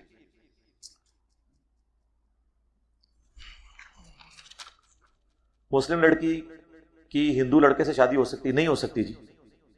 قرآن میں واضح ہے کہ صرف اہل کتاب کی عورتیں تمہارے لیے حلال ہیں، اور وہ بھی صرف اہل کتاب، جیوز اور کرسچنز، اور کوئی نہیں ہے. اور ان کی بھی عورتیں وہ حلال ہیں، چاہے وہ مشرک بھی ہوں کافر بھی ہوں، لیکن آسمانی مذہب کے ماننے والے ہیں، اس لیے اللہ نے ان کو بینیفٹ آف ڈاؤٹ دیا ہے. اس میں صرف تفرد ہے عبداللہ ابن عمر کا. صحیح بخاری میں آتا ہے کہ وہ قرآن کی جو آیت ہے سورۃ البقرہ کی کہ مشرکہ سے شادی نہیں ہو سکتی جب تک کہ وہ ایمان نہ لے آئے، اس کی بنیاد پہ وہ سمجھتے تھے اور وہ کہتے تھے کہ اس سے بڑا شرک کوئی نہیں کوئی حضرت عیسیٰ کو اللہ کا بیٹا کہے. وہ عیسائیوں کو بھی مشرک سمجھتے تھے، لیکن یہ ان کا قول شاذ ہے، صحابہ کرام نے ایکسیپٹ نہیں کیا، کیونکہ یہ بات اللہ کو بھی پتا تھی کہ عیسائی بھی مشرک ہیں، لیکن وہ اہل کتاب مشرک ہیں، کافر مشرک نہیں ہیں. وہ والے کافر مشرک جو بت پرست مشرک. تو اللہ نے فرق کر دیا اہل کتاب مشرک میں اور بت پرست مشرک. سر آپ بھی کلمہ کو مشرک میں اور کافر مشرک میں فرق کیا کریں. وہ ایک لال رومال والا سعودیہ میں وہ پرانی ویڈیوز میں کہتا تھا، اب تو خیر بیچارے وہ روپوش ہو گئے، وہ کہتا تھا کہ بریلوی جو ہے نا یہ مشرکین عرب سے بھی بدتر ہے. میں اس وقت بھی کہتا تھا یار خدا کے لیے یہ جملے نا یار بولا کرو. مشرکین عرب تو رسول اللہ کو اللہ کا پیغمبر نہیں مانتے تھے، یہ اللہ کا پیغمبر مانتے ہیں، بلکہ اب تو ایک تسبیح میں پروئے گئے ہیں. وہ کہتے ہیں نا جی ہم لوگ اتنے گاڑے فتوے نہ لگایا کریں، فرق رکھا کریں.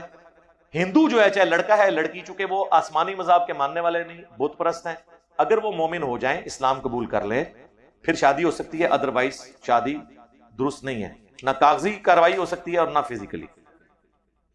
سرونٹ رکھیں، ساتھ کھانا پینا کریں، سب کچھ کر سکتے ہیں. اگر سجدہ صاحب میں سجدہ صاحب ہو جائے اوہ تو کیا کرے؟ سجدہ صاحب میں سجدہ صاحب کیسے ہو سکتا ہے جی؟ کوئی کیسے بھول گیا؟ سجدہ صاحب ایک ہی دفعہ ہوتا ہے. نماز میں 10 غلطیاں بھی ہو جائیں سجدہ صاحب والی، سجدہ صاحب والی. اگر کسی کی رکعت چھوٹ گئی ہے یا ایک رکعت میں 2 کی بجائے 1 سجدہ کر لیا یا رکوع چھوٹ گیا پھر نہیں. چھوٹی موٹی جو غلطیاں میں نے سجدہ صاحب کو میری ویڈیوز ریکارڈ ہے کہ ان غلطیوں پہ سجدہ صاحب واجب ہوتا ہے. ہاں تو وہ اس کے بعد 2 اور کر لیں، ہو جائے گا. امیر شاہ امیر معاویہ کے دور میں ممبر پر سب و شتم ہوتا تھا، تو اس دور میں حضرت حسن کا اس پہ کیا رد عمل تھا؟ حضرت حسن نے کیا کرنا ہے میرے بھائی، جن کے ہاتھ میں وہ زبانی سمجھا سکتے تھے، معاہدے کے پابند تھے، باقی انہوں نے کوئی اس طرح پارٹی جتھا تو نہیں بنایا، صبر کرتے رہے اسی امید پہ کہ چلو یار جانے کے بعد آخری شرط میں عمل ہو جائے گا کہ امت کو شورا پہ چھوڑیں گے. اسی لیے حضرت حسین بھی خاموش رہے. لیکن جب آخری خلافت کی مبارک لاش کو انہوں نے دفناتے ہوئے آخری کیل ٹھوک دیا کہ اپنے بیٹے کو نامزد کیا، تو پھر حضرت حسین نے اس کو نہیں ایکسیپٹ کیا کہ باقی اتنی چیزوں پہ کمپرومائز کیا ہے. ایک آخری امید کی کرن باقی تھی کہ تم مرتے ہوئے اپنے بیٹے کی بجائے امت کو شورا پہ چھوڑو گے جس طرح حضرت عمر نے چھوڑا تھا. تو پھر حضرت حسین سامنے آئے. اکثر لوگ پوچھتے ہیں حضرت حسین حضرت معاویہ کے زمانے میں کیوں نہیں آئے؟ سر وہ آتے تھے، ان کے خط موجود ہیں، البدایہ والنہایہ جو تاریخ اسلام کی اتھینٹک کتابیں ہیں، تاریخ ابن کثیر.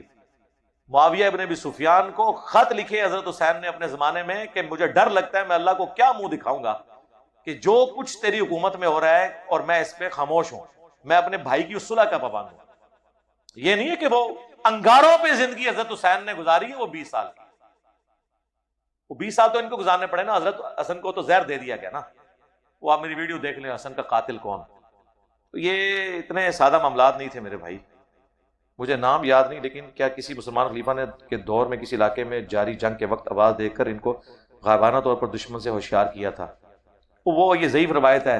دلائل النبوہ امام بیہقی کی کتاب میں ہے، محمد بن اجران مدلس سے انس سے روایت کر رہے ہیں، اور دوسری روایت بھی اس کی کمزور ہے دلائل النبوہ میں، اس میں میری ویڈیو ہے، یا ساریت الجبل والی، کہ حضرت عمر نے کہا تھا اس کی طرف پہاڑ کی طرف متوجہ ہو، تو میں نے اس میں بتایا یہ روایت کمزور ہے۔ صحیح بخاری میں ہے کہ حضرت عمر کہتے ہیں جب تک رسول اللہ ہمیں موجود تھے صلی اللہ علیہ وآلہ وسلم، ہم سے کوئی غلط بیانی کرتا تھا تو اللہ تعالیٰ وحی کے ذریعے مطلع کرتا تھا، اور ہم لوگوں کے دلوں پہ بھی فیصلہ کرتے تھے وحی کی بنیاد کے اوپر۔ اب ہم لوگوں کے ظاہری اعمال پر کریں گے، کیونکہ اب وحی کا سلسلہ ختم ہو چکا ہے۔ تو وحی کا سلسلہ جب غیبی خبروں کا ختم ہو چکا ہے، اس کو کرامت بنا کے پیش کرنا یہ بالکل غلط ہے، اس کی کوئی حقیقت موجود نہیں میرے بھائی۔ باقی جذباتی طور پہ تو وہ کہتے ہیں حضرت عمر نے دریائے نیل کے نام خط لکھ دیا، یار خدا کے لیے اللہ کا خوف کریں، یعنی نبی علیہ السلام یہ کچھ کرتے تھے؟ یعنی آپ نے کہیں تعلیم کیا ہے کہ بھی خط لکھ دو فلاں دریا کو یہ نہ ہو رہا ہو، جذباتی طور پہ اسے انہیں ڈکلیئر کروا رہے ہوتے ہیں میرے بھائی۔ اس طریقے سے خطوں سے ہی کچھ ہونا تھا تو حضرت عمر ایک خط جو ہے قادسیہ میں لکھ دیتے اور ریگستان کو کہتے کہ اللہ کے حکم سے ایک ایسا طوفان آئے کہ پرشین امپائر کے ہاتھی جو ہیں سارے اندھے ہو جائیں اور ہم جنگ جیت جائیں۔ یہ میں ہوتا ہے یار، خدا نہ آ جائے، اس طرح نہیں ہوتا، دنیا بقدر ایفرٹ ہے۔ آپ کی عملی نماز والی ویڈیو میں جو بھی آیت ڈسپلے ہوتی ہے وہ زیادہ تر آپ کے پیٹھ کے پیچھے لوگ بیٹھ پاؤں پر آتی ہے، وہ خدا نہ کتنے پہنچے ہو یار، پاؤں پہ نہیں آ رہی، وہ ایک ویژول ہے، فزیکلی پاؤں میں نہیں ہے۔ اس طرح اگر آپ کریں گے تو آپ کے موبائل میں گانے بھی ہیں اور قرآن بھی ہے، پھر کیا کرو گے؟ وہ فزیکلی نہیں ہے، فزیکلی کوئی قرآن نہیں کسی نے رکھ دیا، یہ ڈسپلے ہے۔ یہ آپ اس کو یوں سمجھیں جس طرح میں یہاں بیٹھا ہوں، قرآن یہاں پڑا ہوا ہے، ایک ادھر جا کے قرآن پڑا ہوا ہے، لیکن آپ جہاں وہ کیمرہ مین بیٹھا ہے وہاں سے دیکھے گا میں تینوں ایک سیٹ میں نظر آ رہے ہوں گے فرنٹ ویو سے، لیکن تینوں کی لیئرز الگ ہے۔ یہاں پہ بھی تصویر میں لیئرز الگ ہے، تصویر کی لیئر پیچھے ہے، قرآن کی لیئر آگے ہے۔ رہ گیا کہ ہم اسے اوپر نیچے دکھائیں تو وہ تو پھر سارا پوسٹر ہی خراب ہو جائے گا ویڈیو کا۔ وہ لیئرز ہیں، لیئرز میں کوئی فرق نہیں پڑتا۔ اس کو آپ یوں سمجھ لیں کہ اگر نچلی والی بلڈنگ میں قرآن رکھا ہو کسی الماری میں اور میں اوپر بیٹھا ہوں ادھر، تو آپ مجھے گستاخ کہیں گے؟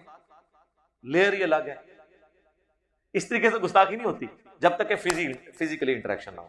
اینا کما جی توجہ ہے کہ کنڈ ہوگی تھی او بھائی قرآن دی تعلیمات نو کنڈ نہ ہوئے۔ وقال الرسول یا رب ان قوم اتخذوا هذا القرآن مہجورا، رسول اللہ قیامت والے دن شکایت کریں گے کہ اے اللہ میری قوم نے قرآن کو پیٹھ کے پیچھے ڈال دیا تھا۔ سورۃ الفرقان آیت نمبر 30۔ ایسی فکر کرو، قرآن کو فزیکلی پیٹھ کا ایشو سیکنڈری ہے، اور آپ نے جو کچھ بنایا ہے وہ اگلے دن مجھے کسی نے ویڈیو دکھائی، وہ کسی سکول کے اندر دار ارکم سکول تھا جماعت اسلامی والوں کی، وہ پوری چین ہے، اس میں وہ قرآن کے پرانے صفات کو وہ کہیں آگ لگا رہے تھے، وہاں عورت جو ہے نا وہ کہہ رہی تھی قرآن کو ہاتھ لگا دیا۔ اس عورت سے پہلے کو پوچھے تو نے قرآن ترجمے سے پڑھا ہے؟ آگ تو نے لگائی ہوئی ہے قرآن کو۔ اور دوسرا وہ کہہ رہی تھی ان کو چاہیے تھا جو نبی علیہ السلام نے فرمایا کہ قرآن کو دفن کرو یا پانی میں بہا دو، اس پہ عمل کریں۔ ایک کتنے لکھے ہے؟ یہ مولانا صاحب نے فرمایا تھا۔ صحیح بخاری میں حضرت عثمان نے قرآن کے جو نسخے تھے، ایکسٹرا نسخے جو دوسری قرآت میں تھے، لوگ مس یوز کر سکتے تھے، آج کے دور میں آپ یعنی شہید شدہ قرآن کہہ لیں اس کی ماڈرن فارم، ان کو آگ لگوائی تھی۔ تو کسی نے ان کو کہا کہ آپ بقیہ حرکت میں انہیں دفنا دیں، پانی میں بہا دیں۔ سب سے بہترین طریقہ قرآن کو گستاخی سے بچانے کا یہ ہے کہ اس کے صفوں کو آگ لگائی جائے تاکہ وہ اسی وقت ختم ہو جائے، ورنہ آپ جب مٹی میں بھی دفناتے ہیں تو وہ گلتے سڑتے ہوئے ٹائم لگتا ہے اس کو۔ اگر وہاں کسی نے قبر کھودی پھر ساتھ ہی ہوا چلی پھر باہر نکل آئیں گے، یہ دریائے جہلم ساتھ ہے۔ جب پانی نیچے اترے گا نا، ابھی یہ بارشوں کے بعد آپ دیکھیے گا اس کے کنارے کے اوپر ہزاروں صفات قرآن کے پڑے ہوئے ہوں، تو بہتر نہیں تھا کہ ان کو آگ لگا دی جاتی؟ اور سنت بھی ہے صحیح بخاری میں۔ اب میں نے کہا ان بیچاروں کو کیا پتا، نہ ان کے علماء کو پتا نہ ان کی عوام کو پتا، وہ پکڑ کے گستاخی کے فتوے لگا رہے تھے۔ وہ قرآن کے پرانے نسخے کوئی شہید ہوئے میں ان کو وہ آگ لگا رہے تھے۔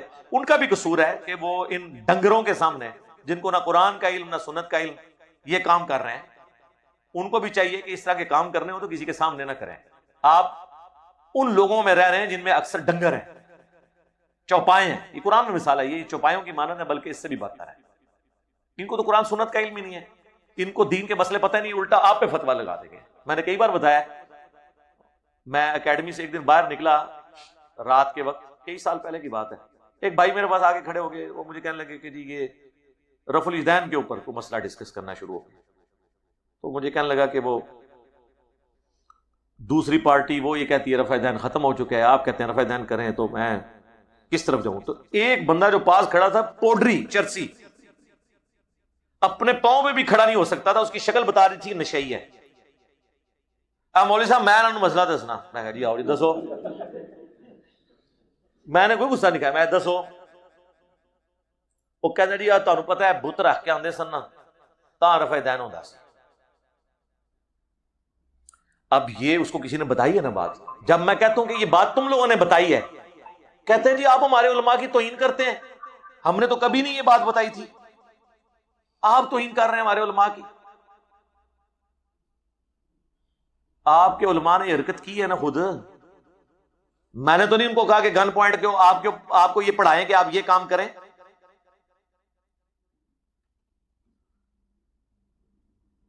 اچھا میں سنتا رہا، پھر میں نے کہا میرے بھائی مجھے یہ بتاؤ، انہوں نے میں چڑھتا، میں کہ انہوں کو بدلا میں عید میں رفع دین ہوتا ہے، عید تے پوڈری پڑھ دی ہوندے نے، کہندے آہو جی عید وچ بھی اینج کری دے. میں کہ مولوی نے پوچھنا ہے کہ عید وچ کیوں ہوندا ہے، یہ منسوخ ہو گیا. کہندے آہو جی یہ تے میں کدے سوچے ہی نہیں. یہ حالت ہے، ان کے جاہل بھی عالم بن جاتے ہیں بتانے کے لیے، اور کچھ سوچے ہی نہیں. کیونکہ میں نے آپ بتایا یہ شاہ دولہ کی چوہیں بنا بنا کے نکال رہے ہیں، کسی کو سوچنے دے. کہتے ہیں سوچ پہ پابندی ہے. ہم کہتے ہیں خاموشی کا بائیکاٹ، یہ کہتے ہیں سوچنے کا بائیکاٹ. کتنا فرق ہے.